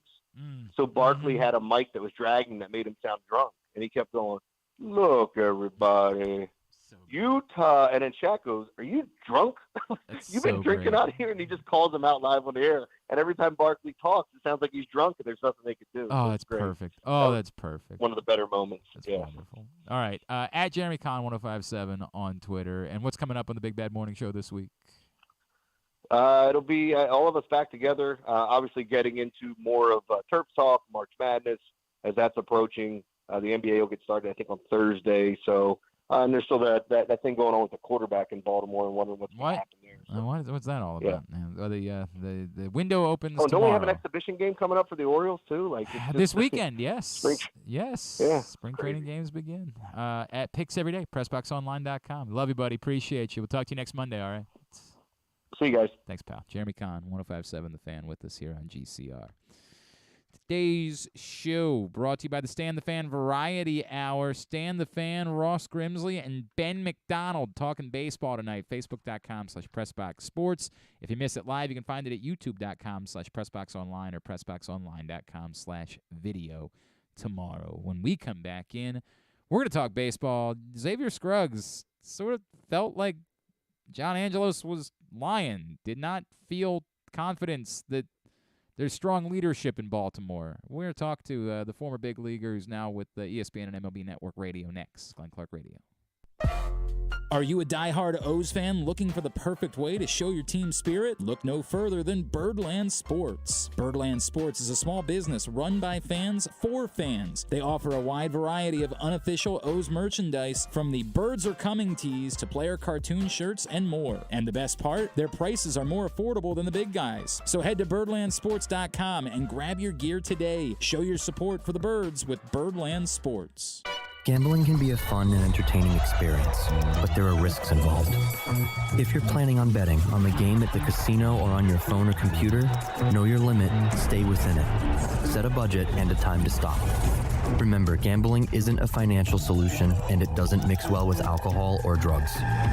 Know the risks and have a plan before you begin gambling. For free and confidential services, call 1-800-GAMBLER 24/7 or go to helpmygamblingproblem.org. The latest edition of Press Box is available now. On the cover, Luke Jackson profiles Orioles phenom Gunnar Henderson, breaking down how he was able to become the top prospect in baseball at such a young age and what could be next in his first full MLB season. Also inside, we meet lacrosse players from the men's and women's college programs across the state, and Bo Smoka breaks down another year of wide receiver issues for the Ravens. Press Box is available for free at over 500 area locations, including 60 Royal Farm stores, and you can always find the entire edition, as well as the best daily coverage of the Orioles, Ravens, and Terps at PressBoxOnline.com. That first sip, that first bite. Start your day off right with a delicious breakfast at Royal Farms. Choose from a fantastic selection of fresh Royal Farms breakfast sandwiches and top it off with a rich hot cup of the freshest coffee in the world. At Royal Farms, breakfast is available day and night. It's the freshest breakfast in the world. Real fresh, real fast. Royal Farms. Make the most out of every day in your Toyota RAV4. Available in hybrid or gas-only models. A RAV4 can get you where you want to go in style. Check out buyatoyota.com for deals on new RAV4s from your local Toyota dealer today.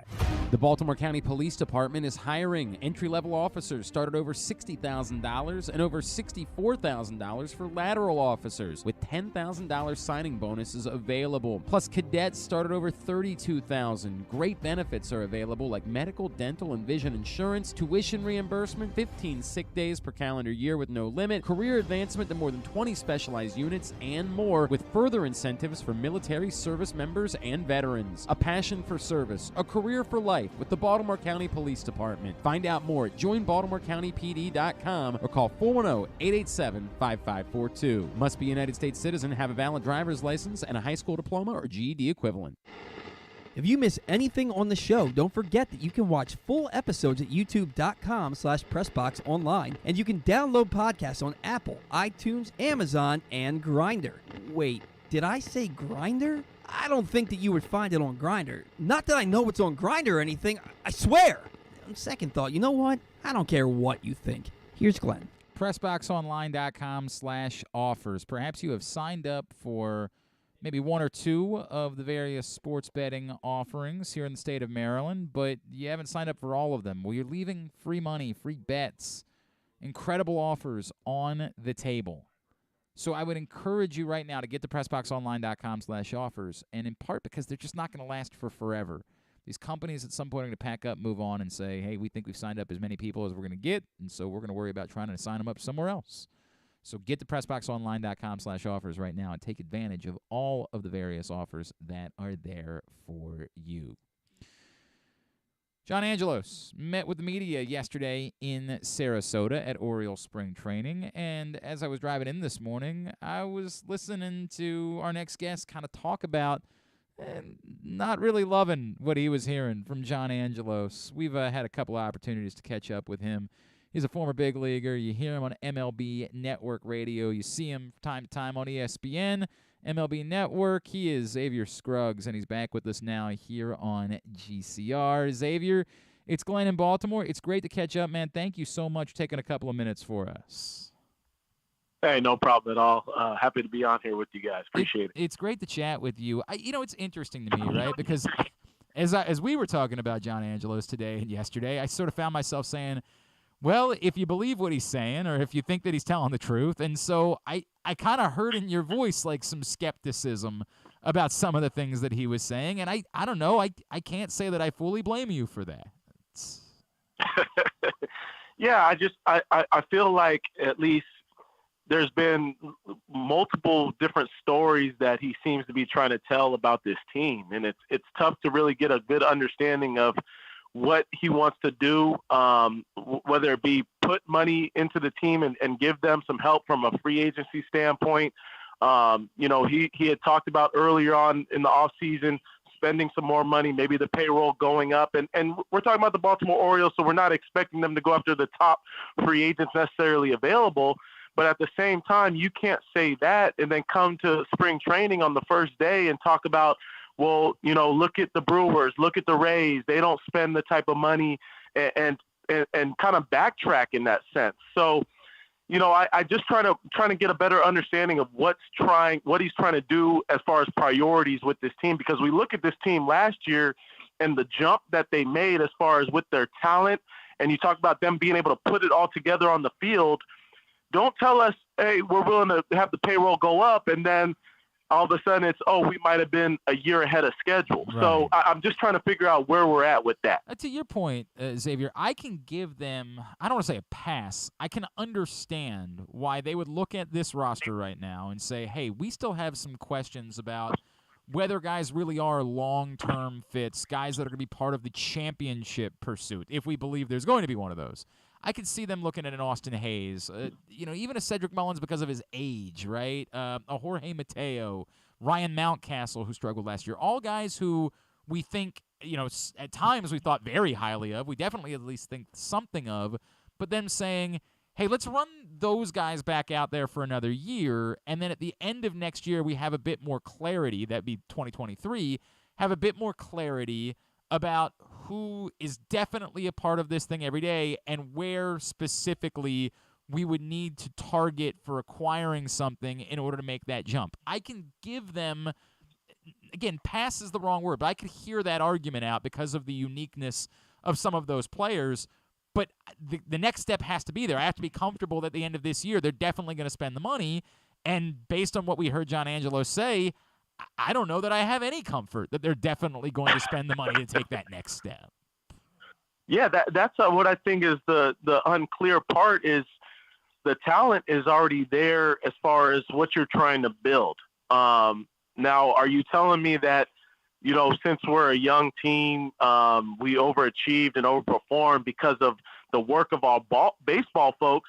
That to me, that's not an excuse to say, okay, let's backtrack and not give the team the resources they need to continue to get better. And I think the one thing we have to look at is the division. We as a team that has took steps forward in the division, you cannot expect to sit back and not do anything when you have the Yankees going and getting re-signing the MVP, when you have them going after and getting Carlos Rodon. Same thing with the Toronto Blue Jays, one of the most improved teams in all of baseball. So I just look at kind of in the Rays, we understand that they're going to do what the Rays do. It's hard for me to look at this division and expect for the Orioles to sit back and expect their team to continue to get better when the division is getting that much tougher. I hear it. MLB Network Radio, Xavier Scruggs with us here on GCR. Xavier, the next step of this, too, is, again, if we believe what he said, John Angelos says, well, I would be disappointed if we weren't the next Tampa. And that really kind of it hit me in a way, because when all of this started, I was able to say, hey, I'm on board with trying to replicate Houston. That seems exactly, for as much as nobody liked tanking, and baseball obviously did everything in their power to try to end tanking afterwards, Houston, and to a lesser extent Chicago before that, had proven that tanking can work. So I was okay. Clearly, they were bringing in literally guys that were responsible, and Mike Elias and Sig Mejdal, and trying to replicate what they did in Houston.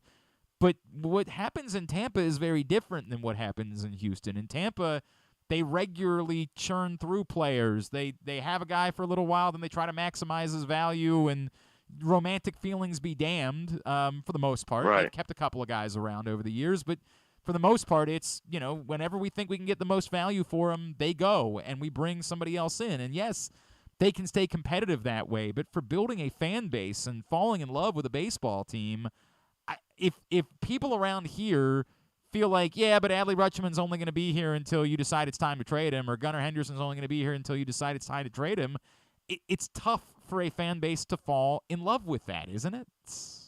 Right. Yeah, no, absolutely. Because if you think about it, some of those ones that he mentioned as far as models, they've even extended themselves a little bit more. When you think about the Rays have went and paid more than they'll normally pay for a Zach Eflin. The same thing the year before, paying out of range what they normally pay for a Brooks Raley, a relief pitcher. I think there's an understanding with those teams. At some point, you have to actually go out and get the talent that helps supplement the rest of the team. And I think, to your point, they maximize value of all their players.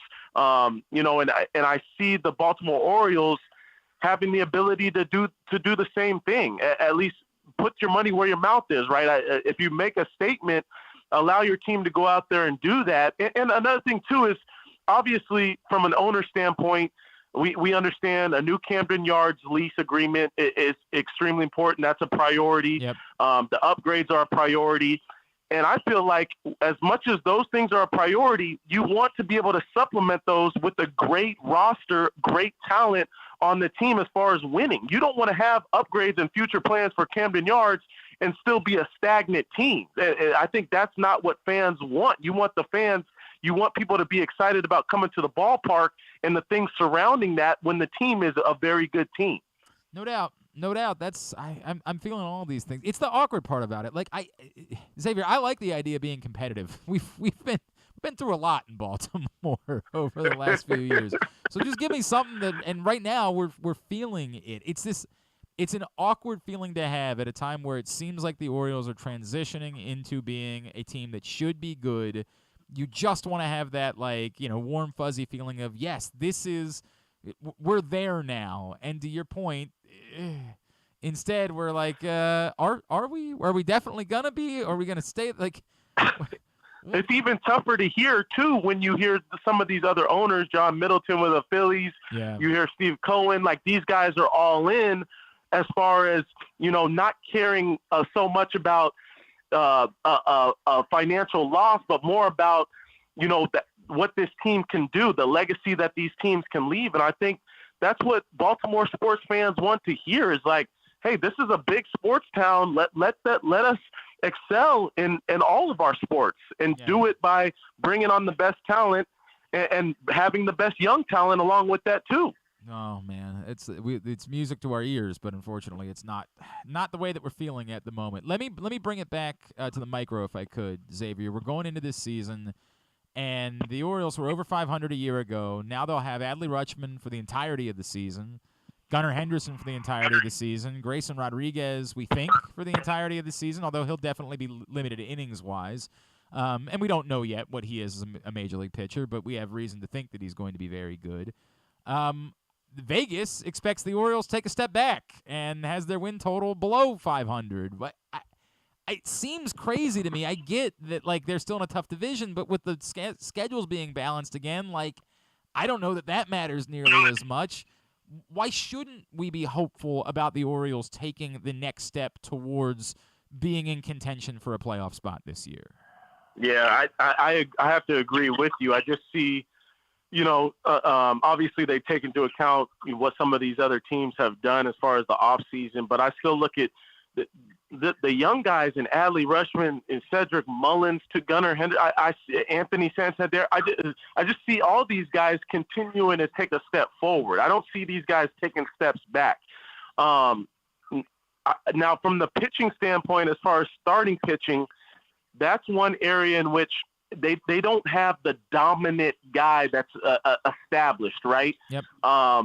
And I think that's one area in which if you're looking free agency, you're looking trades moving forward, that's one thing that has to be a priority. If you get a dominant guy at the front of the rotation, then you're talking about really being able to build a foundation off of that. That's what all the great teams have, is they at least have that number one guy that goes out 30 times and can go do his thing. And we don't have that right now with the Orioles, but I think you can see that growing as an opportunity to go after a guy like that with the talent they have. That's yes, or hopefully, a Grayson Rodriguez becomes that guy, right? Hopefully that's the way that it plays out this year. But to your point, you hope, this goes back to all the things we were talking about, that if this team is in contention at the deadline this year, they say, all right, it's time. It's time, not necessarily for rental players. I don't think that is logical because I don't think they're going to win a World Series this year, but to make a move and to do what you would need to do, even if it involves spending a little bit of money to try to help yourself out for a couple years. But we are still waiting to know that's the case. I wanted to get your thoughts, obviously, just another minute or two here with Xavier Scruggs. The Orioles last year had both Cedric Mullins and Jorge Mateo, who were terrors on the base paths. And so when you see the bases are bigger and pitchers can't throw over nearly as much, it gets you a little bit excited here because the good base stealers are here. Do you think that there's going to be a drastic change in teams' approaches? Do you think that we're going to see with these changes far more aggressiveness on the base paths? Or for the most part, do you think that it's going to be, maybe the same, if not only slightly altered by these rules changes? I think it's going to depend upon the teams, because you mentioned a great thing. The Orioles have guys that are not afraid to go and steal bases. And I think the aggressiveness is going to ultimately help the Orioles and the athleticism that they have. Other teams that don't have these types of guys, it's hard to just all of a sudden say, okay, let's start get better at base stealing, because a lot of teams don't have that already. I think that's where the Orioles are in an advantage, is you've already had guys like Cedric Mullins and Mateo, who have been guys that are not afraid to go out there and do it. So I think they take advantage of it more. And then I think it feeds off to some of these other guys as well that could be considered, okay, let me take an extra bag or two when I have an opportunity to. So I think for the Orioles, I think it can be drastic, honestly. And I think it could be to their advantage. I'm hoping that's the case. It seems to behoove the Orioles to be a bit more aggressive. Xavier, what's going on with you, man? When we hearing you, when we seeing you, what's your schedule look like for the next couple of weeks? Yeah, it's starting to get going here. I'm actually at MLB Network. I'll be on today at 2 p.m. Eastern.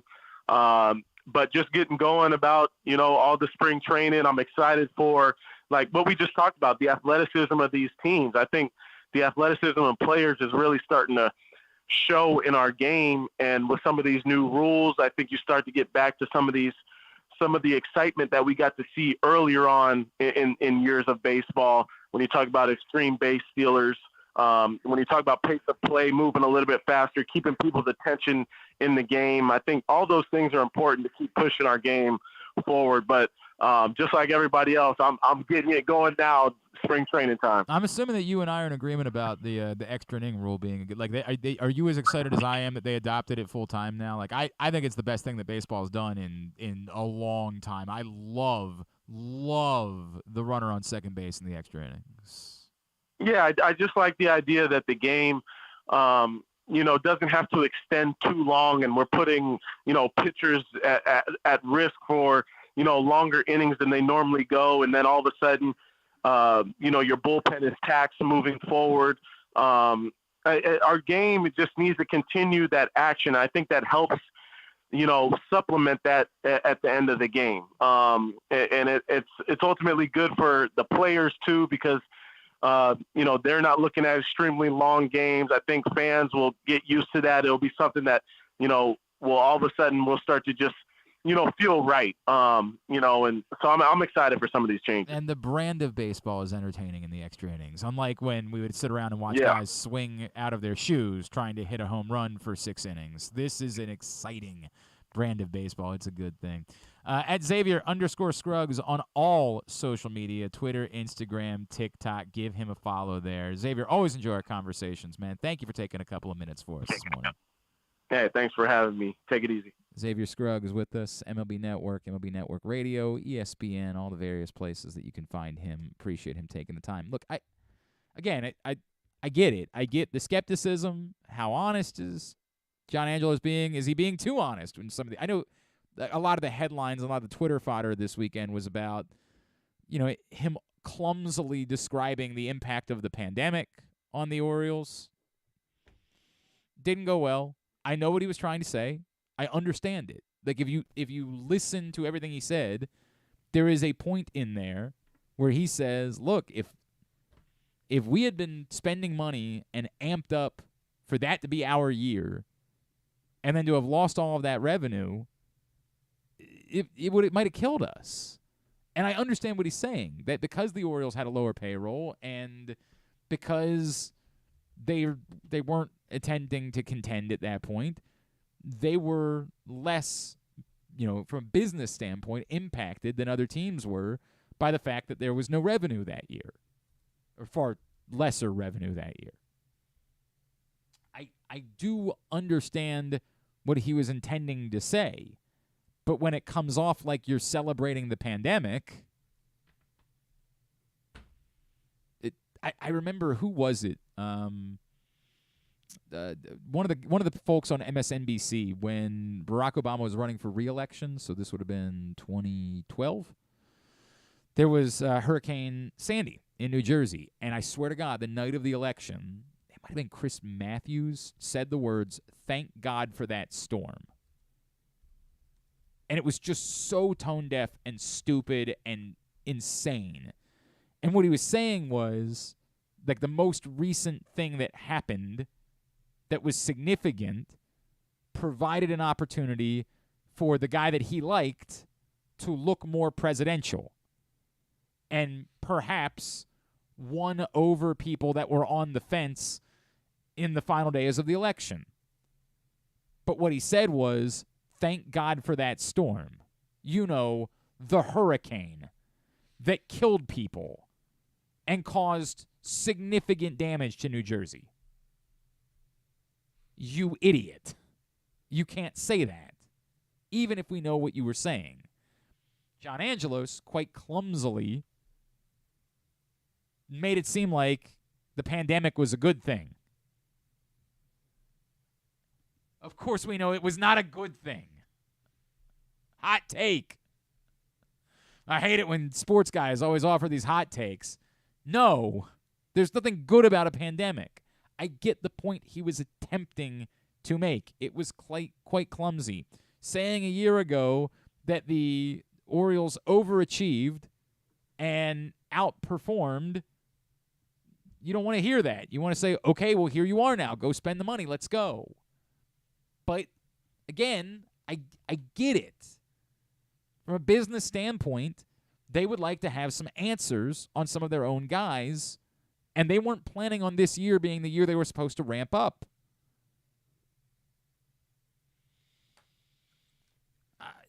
It's not as much a defense of John Angelos as it is a willingness to understand instead of bite at headlines or tweets and talk through it. I think the Tampa thing is far more interesting than those comments are. Because, again, it's transition. I thought you were trying to be the next Houston. I thought that's what I was sold on the entire time, was you're going to be the next Houston. So to go from my belief that you're supposed to be the next Houston to John Angelos saying, well, we're the next Tampa, well, that's a little bit different. Could be a good thing. Again, if you can stay in contention, I would argue it's a very good thing. But for building romantic feelings about baseball players, I don't know.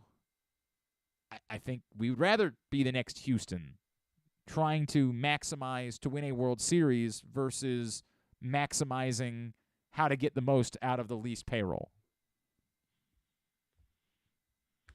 I know this guy is all on board with the next Tampa because he's already got a shirt available to celebrate being the next Tampa. Joining us now, you've heard this morning, we got a new partner, and I say it's a new partner, but this man's been a partner of ours since we literally launched this thing all the way back in 2014. I don't know that anyone's made nearly as much of an impact in helping us out when we had questions, and he's one of the best people I know, and you, of course, know him from Section 336, and now you know him from Birdland Sports. Joining us here on GCR is my buddy Josh Sroka. Josh, good morning, my friend. How you doing, man? Hey, good morning. I would not say I'm celebrating the next Tampa, but it seemed like a phrase that we have to run with this year. Yeah, I mean, they're embracing. And again, I'm in this weird place, Josh, right? Like, because I get that there are positive connotations from the idea of trying to be like Tampa, right? Like, they do a lot of winning in Tampa. Like, I understand that, but I just uniquely here feel like part of the problem. I know part of the problem in Tampa is the stadium is nowhere near Tampa, right? Like, it's crap. It's awful. It's the worst. I mean, like, you're down in Florida, you know what the problems are down there. But I do think that one of the problems in building up a fan base and getting people to fall in love is this. Well, we don't know how long these players are going to be around. Like, I think that hurts you in trying to get your fan base involved. If somebody hears that and says, well, does that mean that you're going to trade Adley Rutschman in 4 years because you want to maximize his value? Totally. I go to Tampa every year. I try to imagine what Tropicana was like when it was full.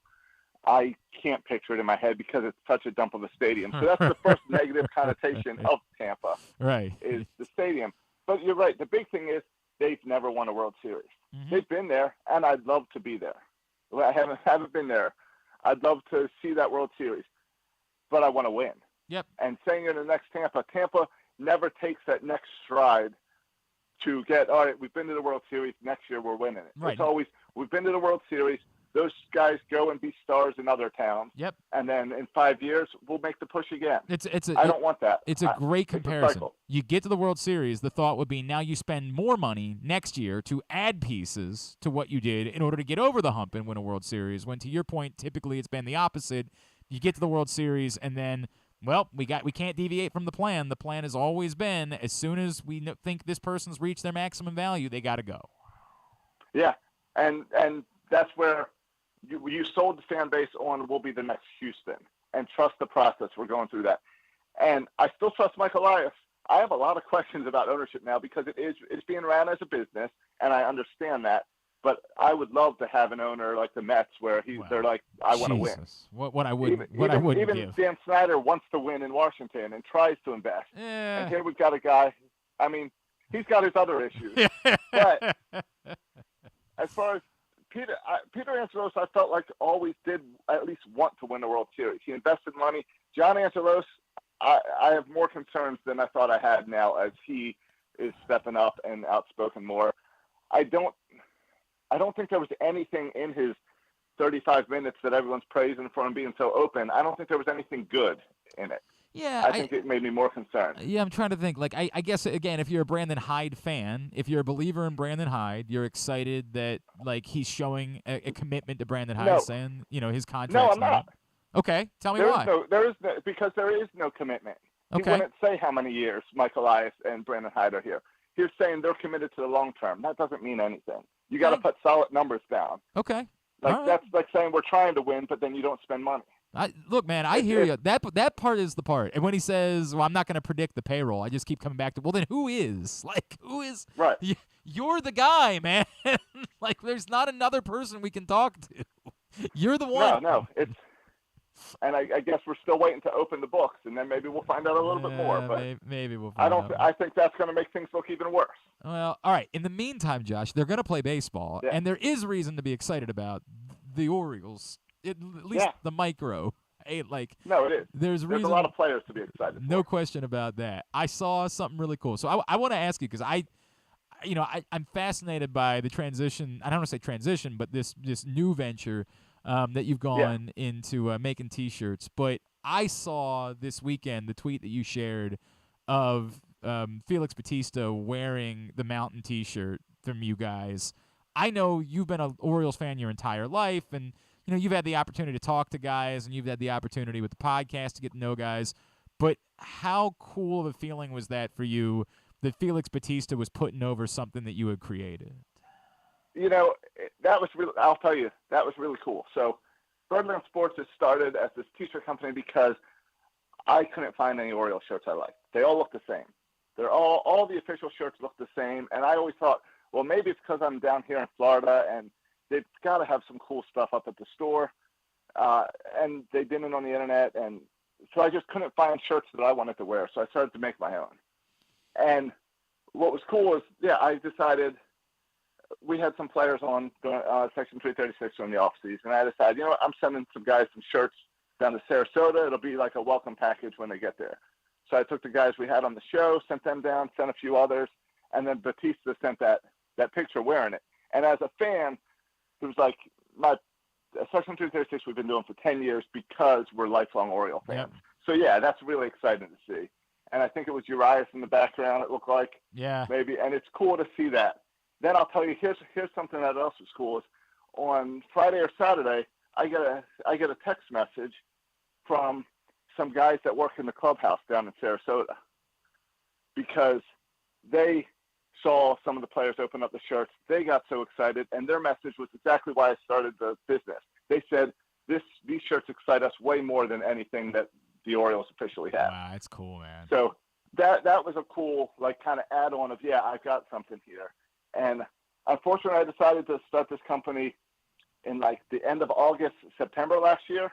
So it was kind of at the very end of the season. And then this is the season where I'm like, I'm just going to push it hard and see how it does. That's awesome, man. Dude, it's so cool. Because I know deeply how much you care about the Orioles, and that's to get that type of feedback, man. That's fantastic. Birdland Sports is Josh Sroka is with us. You guys know Josh from Section 336, and he has launched Birdland Sports. BirdlandSports.com is the website, and the shirts that are available are awesome. And it includes, he does have a Next Tampa shirt already up and available right now, but between the different player shirts, the concept shirts, the various bird shirts, Is it as simple as you have an idea and then you just immediately – because I know the way that you operate. Like, you get an idea and within 5 minutes you got a shirt available? Yeah, I mean, yeah, kind of. A little delayed because I'm not a great artist. So about half the shirts I've created myself, and then I've got a collection of some artists that I use where I'll draw something on a piece of paper, send it to them, explain what's going on, and then they come out with it. Like, I can't draw these pictures of the players. So the guy that does that's amazing. And I send them exactly what I want. We did some caricatures last year based on the nicknames that they were given during the Little League. Oh, that's game. cool. That's cool. So we did some cool stuff like that to do some different stuff. And so this guy is really good. I explain exactly what I want, and it comes out. And then I tweak it a little bit and make it for the shirt. So it takes a few days, and some stuff is like the next Tampa. I really hope that shirt doesn't sell well. I don't want to go to Camden Yards and see a bunch of next Tampa shirts.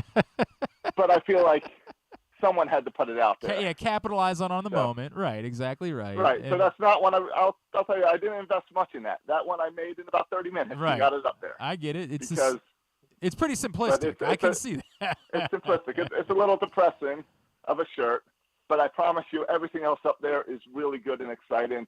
And it's like half my wardrobe now. Some of the really cool ones that I saw. There's a play on, of course, Omar coming. We know that the Orioles started using the whistle, and it's one of the awesome things they did all year last year.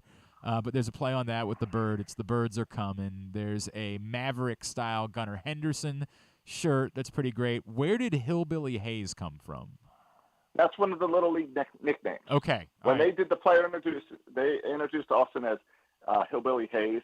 So I threw that one together. That was one of the first ones end of last season, and his family came out, and I think I sold 100 copies of that shirt to his family. That's cool. That's so cool. That's awesome. It's stuff like that that's been exciting to see, that it's not just me that likes these shirts, that other people are getting behind it. So, Josh, I will tell you, I am team, and I know that you were sending some stuff up for us. I don't know if you included it or not. I absolutely am on team Thank God I'm a Country Boy. Like, it infuriates me to no end when I hear someone say, "Oh, this is stupid. The Orioles should change the song in the 7th inning." No, they shouldn't. There should never be a day where they don't play it. It's awesome. Everybody gets up. Everybody claps. It does exactly what you want it to do. It's a perfect song. I'm team Thank God I'm a Country Boy. So I truly love the Oriole Bird Thank God I'm a Country Bird shirt. That's perfect for me, my friend.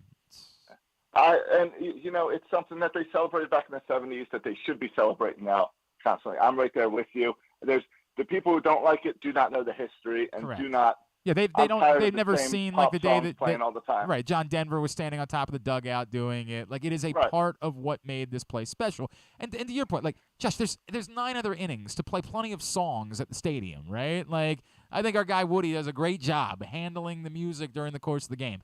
During the 7th inning, it's part of Orioles lore. It means something.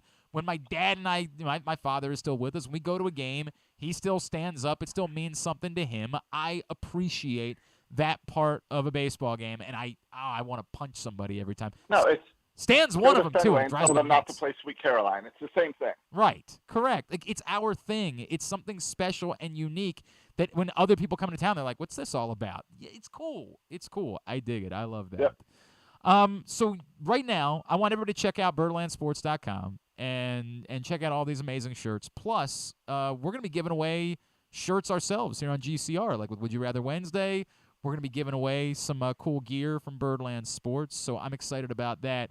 But as you get ready for opening day and try to figure out what it is that you want to wear for that first week of the season, I would encourage you right now to check out birdlandsports.com because I'm assuming that you'll be able to get things shipped in time that people would have them for opening day, right? Yeah, that's one thing I worked on this off season is I pounded my shipping and production, so it's down to like 10 days. Awesome. From the time you order to the time you get it. Awesome. So I know there's people who've ordered it to try to get the shirts before their spring training starts. Saturday? I think it's the first game, yeah. And it looks like we're hitting those dates. That's awesome, man. Again, birdlandsports.com is the website. I can't say enough. This is such a cool thing. And you guys are still like the Section 336 is still part of this. I know that you have been a bit of a podcast maven in recent years. You're still planning on doing everything the same way, correct? Yeah, no, Section 336 isn't going anywhere. In fact, we're starting to do little short daily shows just now that the season's here and things are getting exciting. Something we did back in the day when the Orioles were fun again. Were fun again. Hey, man. So yeah, we're all in on that. I love that, dude. I'm so excited. I love that. It tickled me when I saw that thing from Felix Bautista, because I just know how much you care, and it's a really cool thing to have someone, especially someone like him, right, who's pretty freaking good, say, dude, I appreciate this. Like, that is a really cool feeling, man. I'm so happy for you. At Josh Sroka on Twitter, and Birdland Sports has a Twitter account as well, specifically, correct? It does. Yep, at Birdland Sports. At Birdland Sports as well, and again, birdlandsports.com to find out more. Appreciate you, my friend. So happy to partner up with you again. Love doing this, man. Congratulations. Let's talk again real soon, all right? All right, thank you.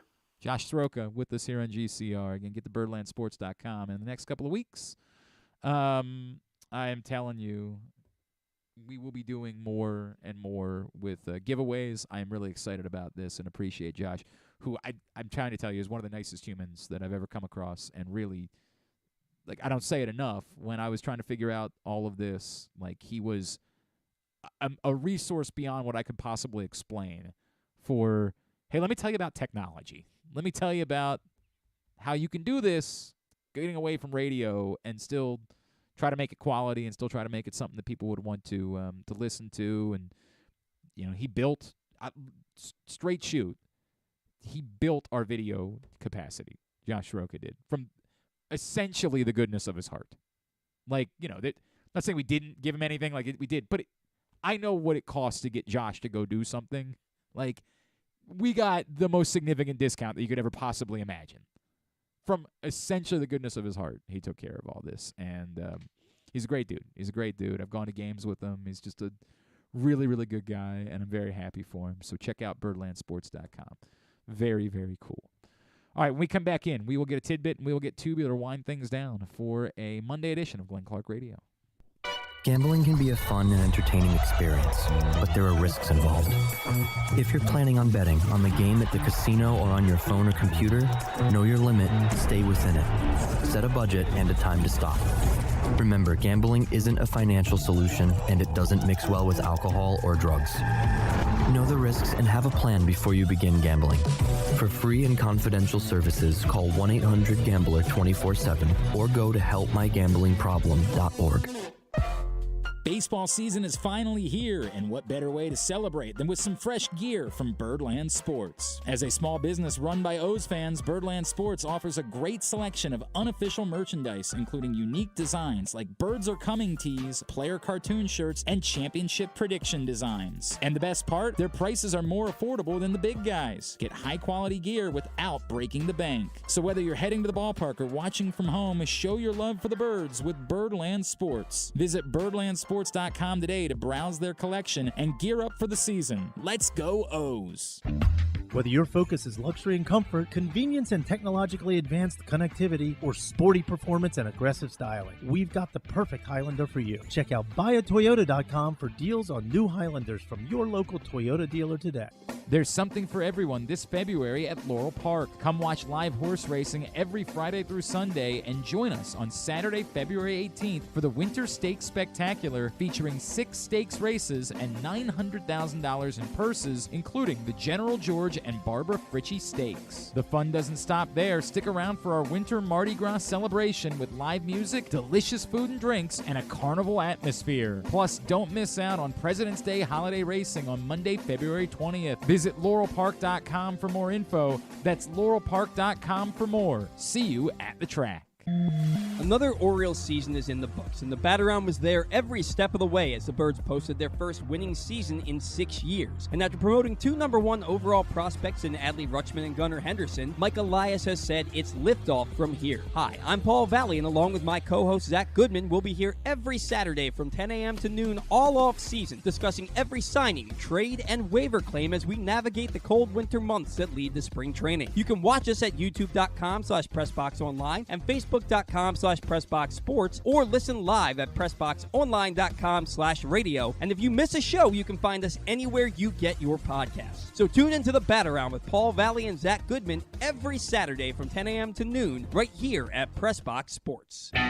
Stan the Fan here, welcoming back one of my favorite sponsors, the Costas Inn. And everybody around Baltimore knows the Costas Inn is a great place to go and grab crabs, steaks, salads, soups, whatever's on your mind to eat in person. But did you know that the Costas Inn has upped their game? They are now one of the premier takeout places in Baltimore. Give them a call now to order your food, 410-477-1975. That's the Costas Inn over 4100 North Point Boulevard.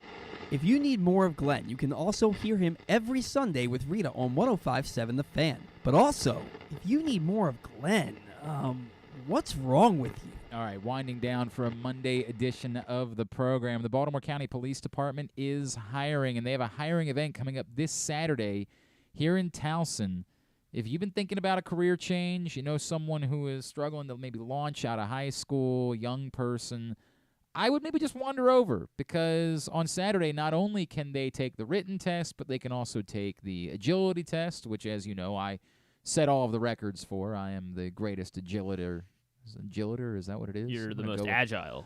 No, I think greatest agilitor, Griffin, is the correct form of that. I'm pretty sure that's accurate. Okay. We're going to make sure we, in fact, get that trademarked. Go ahead and get that The done. greatest right now. agilitor? Greatest agilitor. All right, I don't think I should have any trouble. But you can also go through the entire application process right there on site. And it's a community event. Even if you're not thinking about a career change, even if you don't think that joining the police force is right for you, I would encourage you to maybe come out anyway, because as we talk about the relationship between the police and the community, it's been something that's been discussed at length in recent years. This is a great opportunity. It's a celebration of Black History Month. There's going to be speakers. It's just an awesome event this Saturday at the Public Safety Building, 700 East Joppa Road in Towson, 10 a.m. to 2 p.m. And great opportunities in the Baltimore County Police Department. Cadet salary start at over $32,000 a year. Entry-level officers at over $60,000. Lateral officers, $64,000. And plenty of promotional opportunities, signing bonuses for entry-level and lateral officers of $10,000. If you want to find out more, join BaltimoreCountyPD.com is the website, or call 410-887-5542. I'm trying to feel like if there's something else. Oh, John Proctor actually made a funny earlier. He said they haven't always played. Remember when Ken was talking about them playing on the field where Memorial Stadium used to be, and I said, hey, you guys always played there? John Proctor said, well, they haven't always played there. Formerly, there was a ballpark in that spot. So thank you, Proctor. Yeah. Thank you, sir. Some folks, we've gotten a little bit of feedback to the Ken Zalis picture, including our friend Kadri Ismail, who suggested that it has burned his eyes. Seems that is what Ken said, yeah. But what do you mean? Oh, he did. Yeah, he suggested your retinas would burn. Right, that your retinas would burn. Yeah, Kadri Ismail suggests in meme form that is exactly the case when it comes to Ken's picture, which again will be up, and you pinned it, right? I didn't. Oh, I'll make sure. what are you doing over there? What are you doing? It's pinned. I thought you were looking for at 24 hours. Pinned. It's your Twitter account. Yes, but it's also the show Twitter account. It's both things. It serves both functions. Needs to be pinned for 24 hours, and then we'll take it down tomorrow. We said it at 10:52. Yeah, you pinned it. Did I pin it? Yeah. All right.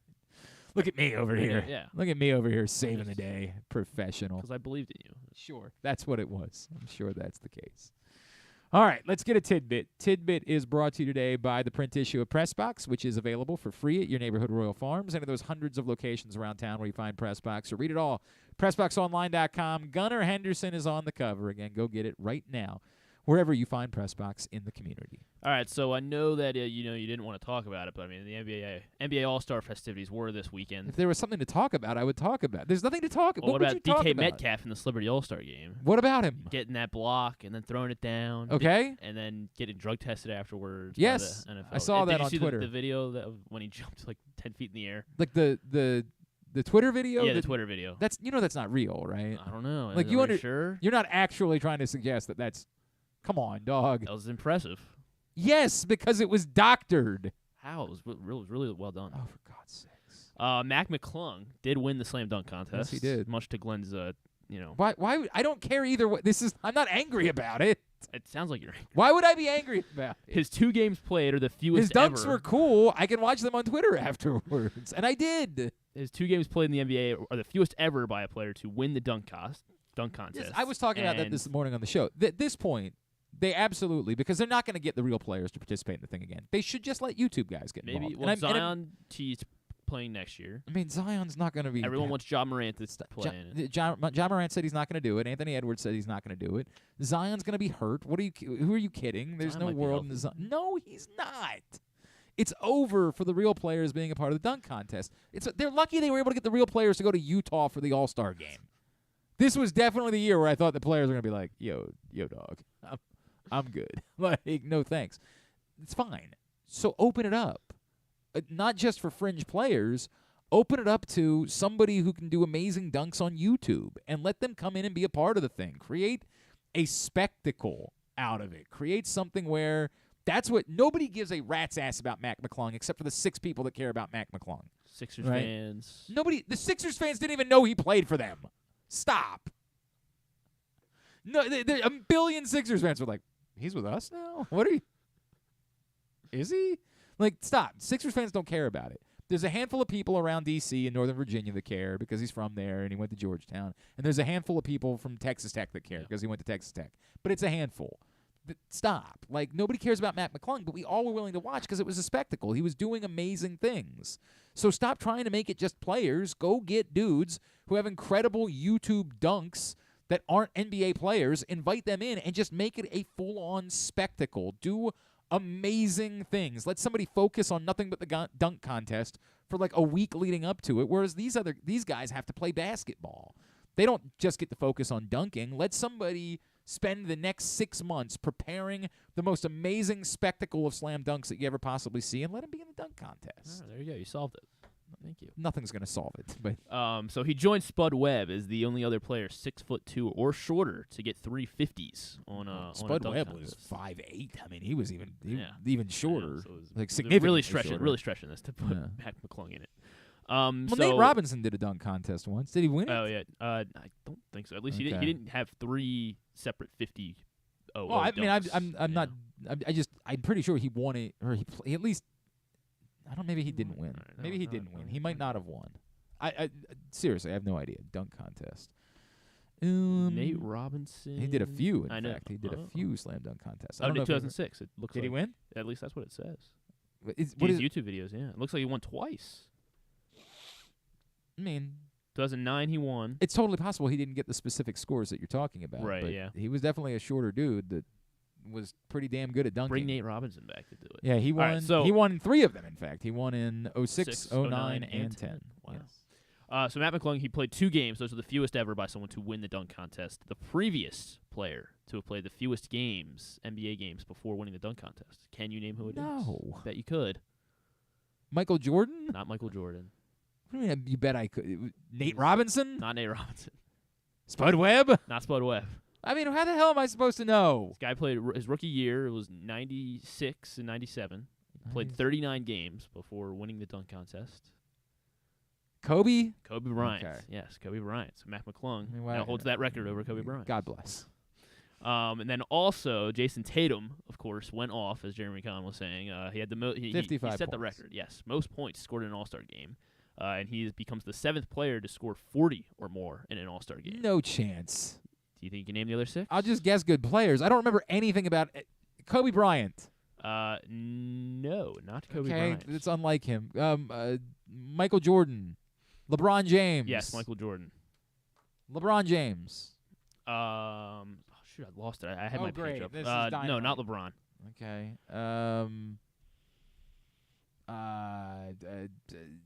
Steph Curry. Yes, Steph Curry did. He scored 50 last year. James Harden. No, not James Harden. Russell Westbrook. Yes, Russell Westbrook did it twice. Wilt Chamberlain. Yes, Wilt Chamberlain. Kareem Abdul-Jabbar. Not Kareem. Shaquille O'Neal. Not Shaquille O'Neal. Dirk.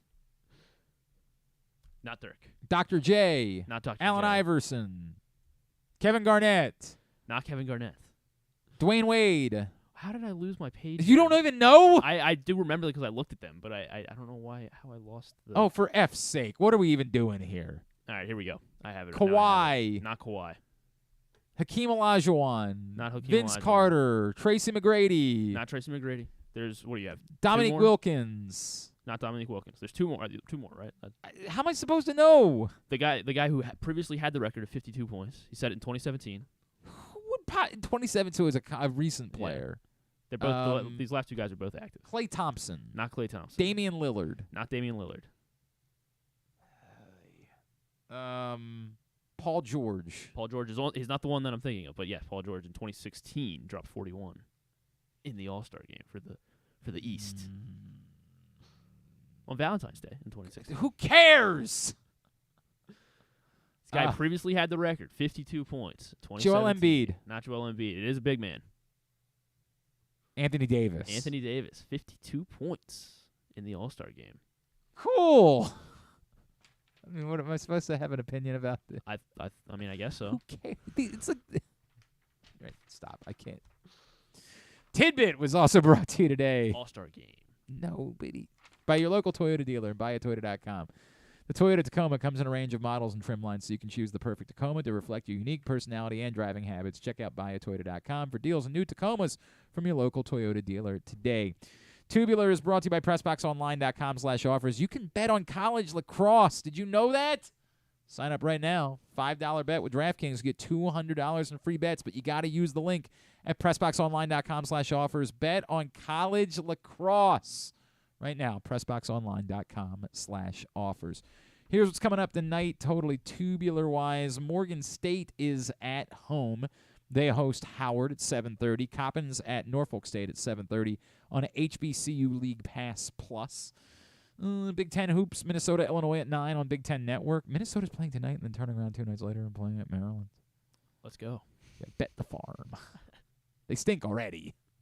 Bet the farm. That seems not ideal. The rest of the college basketball you can find they had that COVID thing a couple weeks ago. Oh, it was a makeup game, yeah. Unfortunate for them. Of course, the NBA is off until, I think, Thursday, so NHL tonight, NHL Network, Ducks, Oh, no, it's not tonight. It's at 1 o'clock because it's President's Day, so they're playing a matinee this afternoon. Hockey? Daytime hockey. You want to get a bet in on something, you can do it on Ducks Panthers right now at 1 o'clock. The USA Network for WWE Monday Night Raw tonight at 8. As you know, of course, all of the fallout from the Elimination Chamber as Roman Reigns was able to defend his title against Sami Zayn. I knew. You knew that. Who am I kidding? I wasn't going to doubt Roman We'll Reigns. start moving towards that. WrestleMania is next. That's the big deal. So find out tonight on WWE Raw. Non-sports. Really none. Stephen Colbert has Bernie Sanders on, and he's the only late show that's on. Bernie Sanders inspired an awkward segment on the show yesterday. Okay. Apparently, Bernie Sanders raged against the idea of Valentine's Day being in the middle of the week, which he's got a great point. He's right. When has Bernie been wrong? Whatever really? you think. Well, all right. I'm not. We don't do politics here. Whatever you think about Bernie Sanders, he's dead on about this. There is no reason why it has to stay on the same date every year. There is nothing significant date-wise. This isn't like allegedly, a Christ being born on a certain date, which I don't even think he was, but whatever, even if you believe in that, right? Like, this isn't even that. It's just an arbitrary date that was picked to be the date for Valentine's Day. There's no reason why Valentine's Day couldn't just be... 14 is obviously the most romantic number. No, it's not. There's no reason why it couldn't just be the second Saturday of February, which would make a lot more sense for you to plan around going out on the second Saturday of February than it would be to go out arbitrarily on the 14th. Bernie Sanders is right about that. But I brought it up yesterday on the show, and Rita said, oh, man, there's great audio of this. I should have pulled it. Rita said, oh, you know what? I actually do have it, I think. All right. Oh, it's too late. I got a meeting at 12:30 across the street. It's just across the street. It's fine. Okay. But Rita was like, well, what about people who were born on February 14th? And I was like, oh, I did hear this story. I was like, what do they get from that? Like, it's not like they get something free out of it. She's like, my uncle was born on the 14th. I'm like, so what? She's like, what, does he love being born on Valentine's Day? And she said, well, he's not with us any longer. Way to go, Klein. Son of a bitch. I am an a-hole. God. So thanks a lot, Bernie Sanders. I blame you for that. Oh, no, don't blame Bernie. No, it's his fault. Peyton's doing that History's Greatest thing on the History Channel. He's doing the top 10 candies. Ah, great. On the History Channel. Can't wait. Can't miss that. Anything else? The Bachelor's on. That's it. Well, people do like that. I hate it, but people do like that. All right. Totally Tubular also brought to you, or a reminder that gambling can be fun, but you should set a limit, stay within it. Remember, if you or a loved one has a gambling problem, call 1-800-GAMBLER 24/7 or go to helpmygamblingproblem.org. Thanks today to Xavier Scruggs. Thanks to Jeremy Conn. Thanks to Josh Sroka. Thanks to Ken Zalis. And thanks as well to Chris Knoche. We'll get all of it up in the greatest hits section of the Oh, my God, it's so good. tab at GlennClarkRadio.com. Tomorrow on the program, I'm really excited. Brandon, I say excited. It's going to be heavy. Like, be prepared for that. This is going to be a heavy conversation. Brandon Novak is joining us. He's doing, like, the first hour, or do we know what the plan is? I mean, he just wanted to hang out, so. Okay. I can make sure that. Well, man, I would figure that out ahead of time, like whatever you can do. I don't think we're going to do all 2 hours just because it's probably too much for. But at if he's up for it, we'll do the first hour. We'll see where it goes. Brandon Novak of Jackass and Viva La Bam fame is from Baltimore, and he has written extensively. It's now his second book about his addiction problems, and this book is called The Streets of Baltimore. I finished it over the weekend. It is, wow. It is raw. It is real. It leaves nothing about his battles with heroin addiction in his life. And I know, like a lot of other people, I have lost someone very close to me to a battle with addiction, and this story resonated with me significantly. And a lot of parallels between my friend and what Brandon Novak talked about. Brandon Novak has come out on the other side, has gotten clean. I have seen him speak. It is very powerful. I read this book. It's very powerful. And Brandon Novak, who was once, somebody say, what does that do with sports? Well, he was actually once a pro skateboarder, so there is a sports connection. And also, it's a local story, and I want to talk about it, frankly. And that's the nice thing about it being called Glenn Clark Radio, is I get to do things like that. So it's going to be very different tomorrow, but we're going to spend time with Brandon Novak talking about his story. We'll get Patrick Stevens on. We'll talk some Terps with him. We'll do some other stuff, but looking forward to having Brandon Novak stop by the studio.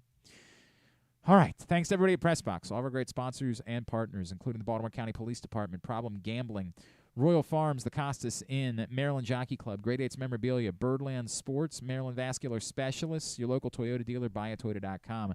Thanks to Griffin at Griffin_Bass. Follow us Twitter, Instagram, and TikTok at Glenn Clark Radio. Have a great Monday evening. Go Morgan, go Coppin, Duke sucks.